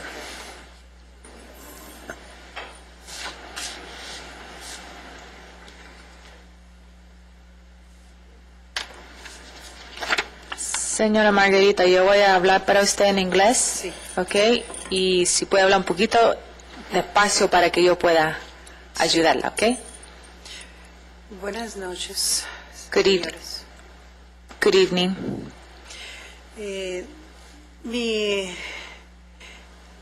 Mi manera de hablar para ustedes es... The way to speak to you is porque no estoy de acuerdo que nos van a cerrar el metro. because I'm not supporting that we're closing the metro system. Estoy muy triste I'm very sad al oír que van a cerrar el metro. that we're going to close the Metrolink Porque hay mucha gente because there's a lot of people que vamos a sufrir mucho that are going to suffer a lot por no tener este servicio. by not having this service Porque muchas personas because a lot of people vamos a los doctores al are San going to the Fernando doctors Valley, in San Fernando Valley, a Los Ángeles. Los Angeles, Vamos a ver familias to see family en diferentes partes. different places. And Y para agarrar el Metrolink en, to be able to get the en Palmdale Metrolink in Palmdale, es muy difícil it's very para muchas difficult personas. for many of us people. Me pongo a pensar I start to think en la gente deshabilitada. the people with disabilities. Me pongo a pensar en los I start to niños, think en las personas que tienen que llevar sus niños a los and doctores, with the people that have children, have to take them to the doctors. en la gente que tiene que visitar sus The familias. people that have to go visit their families. Bueno, es una tristeza, yo no estoy de acuerdo. It's very stressful, and I don't support it. Me pone muy triste. It makes me very sad. Y los homeless están en The homeless are están en la estación del Metrolink. in the center of the ¿Por qué Metrolink. razón? Why? Porque los deja el gobierno Because estar ahí. we let them stay there. Yo creo que la solución I think the es solution is poner quien cuide más esta who parte takes care of the Metrolink, have more control, y que no esté estas personas ahí. and don't allow them there. Aunque yo tengo de agarrar Metrolink por muchos años I've been taking the Metrolink for many years, y la gente homeless and the homeless people nunca me ha molestado para have nada. never bothered me for anything. Al contrario, vienen y me quieren ayudar con On mi the contrary, bolsa. they try to help Me me. quieren ayudar con mi beliz. They want to help me with my bags. Y unas veces les pregunto a qué horas pasa el Metrolink. Sometimes I ask them what time does the Metrolink come by. Ellos me dicen, They tell me, y no veo que son personas que hacen daño. and I don't think they're the ones that are causing any harm. Pero si ustedes no quieren estas But if you guys personas, don't want these people, deberían de poner a alguien que you cuide, que should no put estén someone ahí. that takes care of the Metrolink more. Entonces, la ciudad de Lancaster es una So the ciudad city of hermosa. Lancaster is a Ustedes city también se han preocupado para tenernos una The city of Lancaster people. Boulevard muy bonita. because you guys are also responsible to make such a beautiful Lancaster Boulevard. Se han preocupado por tener más trabajos So you have been very esta ciudad. cautious of bringing in more jobs. Se han preocupado por una mejor educación. You've been para very los cautious niños, of para bringing los more adultos. education to the children and to the El adults. colegio ha crecido mucho. Tienen And the city has grown más dramatically. clases ahora que no tenían hace It's a lot more 20. classes now than there wasn't before. Y estoy muy And- agradecida por eso con And I'm very ustedes. thankful for that. Pero no puedo imaginar But I can't imagine que una prioridad tan grande that in a period of this time, como es el Metrolink like the Metrolink, tengan que cerrar. would have to close. Es muy triste It's pensar. very, very sad to think. También otra cosa no han hecho. Yes, and another thing that we haven't Dar done nuestra estación del Metrolink Está hecho una basura, está hecho un desastre. There's no cleaning of the Metrolink. There's trash everywhere. It looks like a En disaster. Pandeo ellos tienen un Metrolink In Palmdale, they have a Metrolink. hermoso, Huge, limpio. clean. Y nosotros en Lancaster, el We here in Metrolink Lancaster, it's está muy sucio. very dirty. Nunca han hecho nada para el Metrolink. They've Y never done ahora, anything for the Metrolink. y ahora no lo van a cerrar. And now we're going to close it. Ay, no sean ingratos. Let's not be No lo cierren. stupid.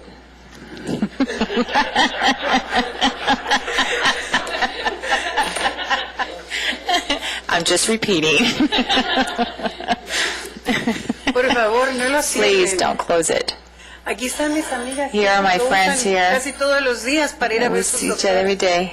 Es Amelia y Josefina. Amen and Tengo Josefina. mucha gente que We have conozco too many people that I know que lo necesitamos porque we need the el Metrolink. servicio de los buses aquí lo tenemos The services cada of the hora. buses aren't always in the No es un buen hours needed. servicio que tenemos en los buses tampoco. All the services that we need come from the Mucha buses. gente que tenemos que se mantiene, solo tiene bajos ingresos. ¿Puede repetirla eso, por favor?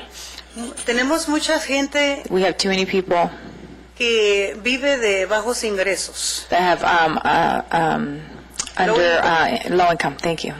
Y, No, I was thinking under income, y low income. ellos no tienen para pagar They Access, don't have money to Access pay Car porque, for access to a vehicle. porque Access cobra dinero. Access charges money. Y a veces veo gente que no tiene dinero para Sometimes I comer see people that don't even have money to eat. porque cada día sus medicinas son Every más day caras. their medication costs more. Cada día la vida más cara. Every day the life gets harder. Entonces, ¿qué va a hacer esas personas? So what are those people going to do? Por favor, Please tengan conciencia have a conscience y piensen en toda esta gente and que think va a about all those vamos a people sufrir that are tanto. going to suffer so much. Porque si ustedes se dan cuenta, Because if you take notice, el Metrolink es Metrolink, una prioridad grande, grande, it's a large y es public algo service, hermoso de tenerlo. and I'm so proud to have that. Yo siempre esperé And I've always waited y pensando que van a And arreglar thinking bonito la estación de Metrolink de la that we were going to have beautiful Metrolink Ya, service. y no digo que no pensaron en arreglarla algún And día, I'm not saying that we never thought of cleaning it up one day. pero But- ahora nos da esta noticia tan But now we hear grande this big news, y and, terrible para nosotros and it's pensar horrible for us to think que este servicio que es tan that this bueno service is so good, no lo vamos a tener. we're not going to have De anymore. paso también tenemos un servicio de los buses. We also have malo. services with the buses that aren't good. Si se pueden dar cuenta, If you could please take notice.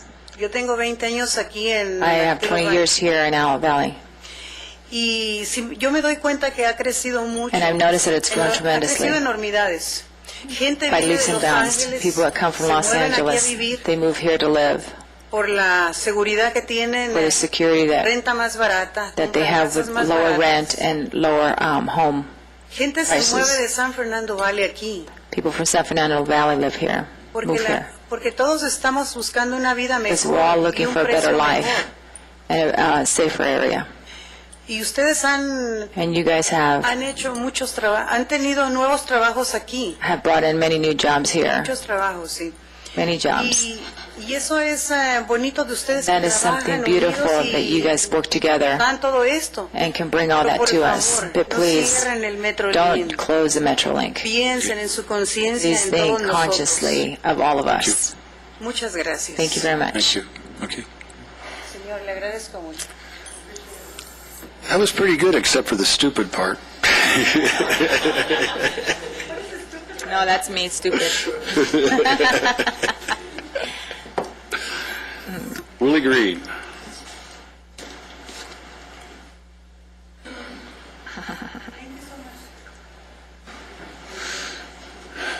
Mr. Green, good evening. Good evening, Mayor, City Council. First off, let me thank you for honoring my military family, past and present. That was a nice display on the weekend. Thank you. My problem is not as large as those that preceded me. I live, as you know, Civil Winds Apartments on Fern. My problem is street sweepers.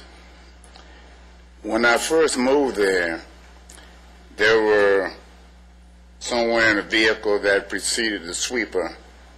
If there was cars there, they had to put a ticket on it,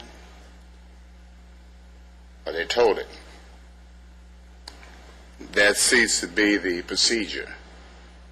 Maybe something changed, but what's happening, the cars are there, the sweeper goes around them, and they leave the debris there. Cars leave, and you got trash in front of the place you call home. The other thing is that it clutters the gutters. Now, one day we will get rain, and there's nowhere for the water to go. So then we got floods. But I just want to bring it to your attention that things that in that area has changed, and maybe there's a reason for it. There is. I don't like them towing vehicles, and the reason I don't like them towing vehicles is oftentimes the consequences of it.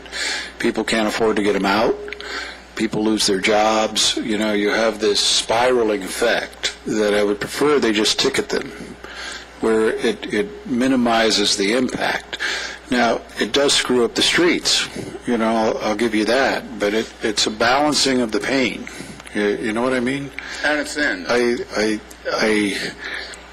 remember a time when they towed my vehicle and I couldn't afford to get it out. And that many years ago, but it's hugely frustrating. And I just have taken those experiences with me when I got here. But yeah, I do understand the other part. You tell me what to do. Do we tow the vehicle and impact the family, or do we do a ticket in the hopes that next time they'll move the car? Towing is an extreme measure, I agree. But at one time when they were putting tickets on vehicles, people followed procedures. Aren't we ticketing them? They're doing now. We should be ticketing them. If we're not, let's find out why. They're not ticketing them. Yeah, we do. We can. Okay, well, let's step it up in Mr. Green's neighborhood anyway, and see if that helps. Okay. Well, my only concern is that it makes the place look trashy. I agree. You get people come there to visit you, and it's because it is trashy at that point. There's so much trash on the street. So I just thought I'd bring it to your attention and see if someone could look into it. And let's work on ticketing them and see if that helps. All right, and then let you and I talk again. All right. Okay. Thank you, Mr. Green. Thank you very much. Michael Reeves.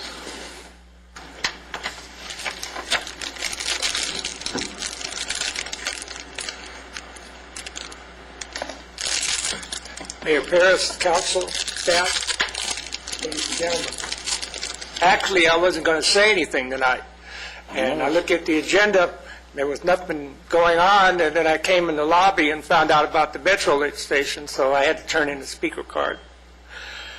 I have a few observations. You remember last time we met, I gave you a memorandum of some ideas on how to handle the problem. I hope you had an opportunity to look at it. And if you ever want to talk with me about it, I'm available. So it's possible solutions. I have a few observations about the Metrolink station. I think it's the quaintest, nicest thing downtown. The other day I went to pick up something at the cleaners, and there was that station that said Lancaster. I thought that was the most quaint thing down here. And, I got up here one time and suggested that we focused on that station and bring people up here, not in the current situation, but I mean tourists and people to the downtown community. I just love that station. I've used the train many times. In the old days, the sheriff's department, when they patrolled the Metrolink system, they would take people off the trains. They wouldn't ticket them. They would take them off the trains. And I don't know what happened that they stopped that, whether there was a lawsuit or not, but that's the solution. I want to suggest to the council, if we haven't done it, that the council, the mayor, go down to the Board of Supervisors and try to talk to them and explain to them what's going on up here. Maybe you don't have the time, maybe you've done it, but it's something to think about. Now, Supervisor Antonovich is on the Metro Commission that controls the rails. He has a lot of influence, but if you're not happy with the current crop of supervisors, there's going to be a few new ones in a couple of months. You can go down there then. Why don't we go down there and say, look, this is the problem we're facing. We don't have enough money. These people are coming up here. We're not trying to be mean, but we can't handle it. And if you can't give us the money and you can't help us, what do you suggest we do? That's one solution. Finally, I wanted to say, I've used the Metrolink in dire circumstances. When I worked down below at the VA hospitals, there was times when it was snowed in and I had to take the train. And then I couldn't get off in Palmdale because I would never make it home to J9 here in Lancaster. So I took the train in to Lancaster, and I would, it was my only way to get home. And I would walk in the snow from the train station over to J9. That was the only way I could get home. There wasn't any shuttle or anything. So I hate to see the train station closed for that reason, that it's accessible. In case somebody gets stranded, they can walk home. Those are my observations, and thank you very much. Thank you, Michael. Of course, we could all go down to the Board of Supervisors and watch them play on their Blackberries as we talk about the problems up here in Lancaster, but that's about how interested they are. But call me a cynic, Michael. I think that's it. Does everybody who wanted to speak spoke? We all good? Thank you for coming. All right.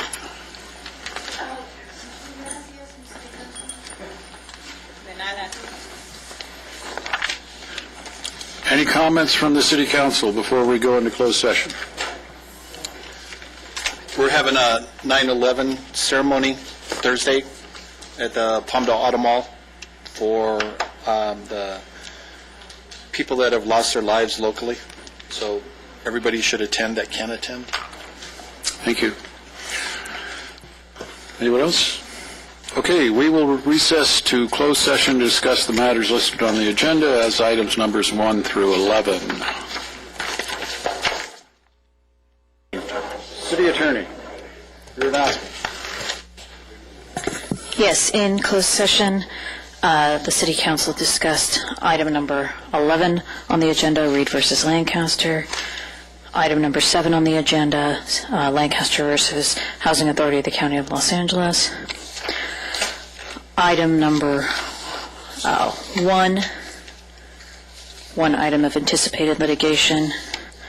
Item number 2 items of consideration of initiation of litigation. And item number 8, Save Our Neighborhood Group versus the City of Lancaster.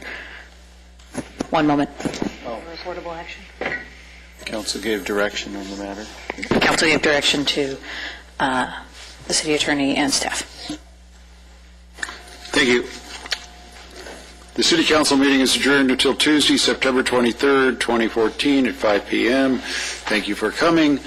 Carol, my day is done. I'm coming home.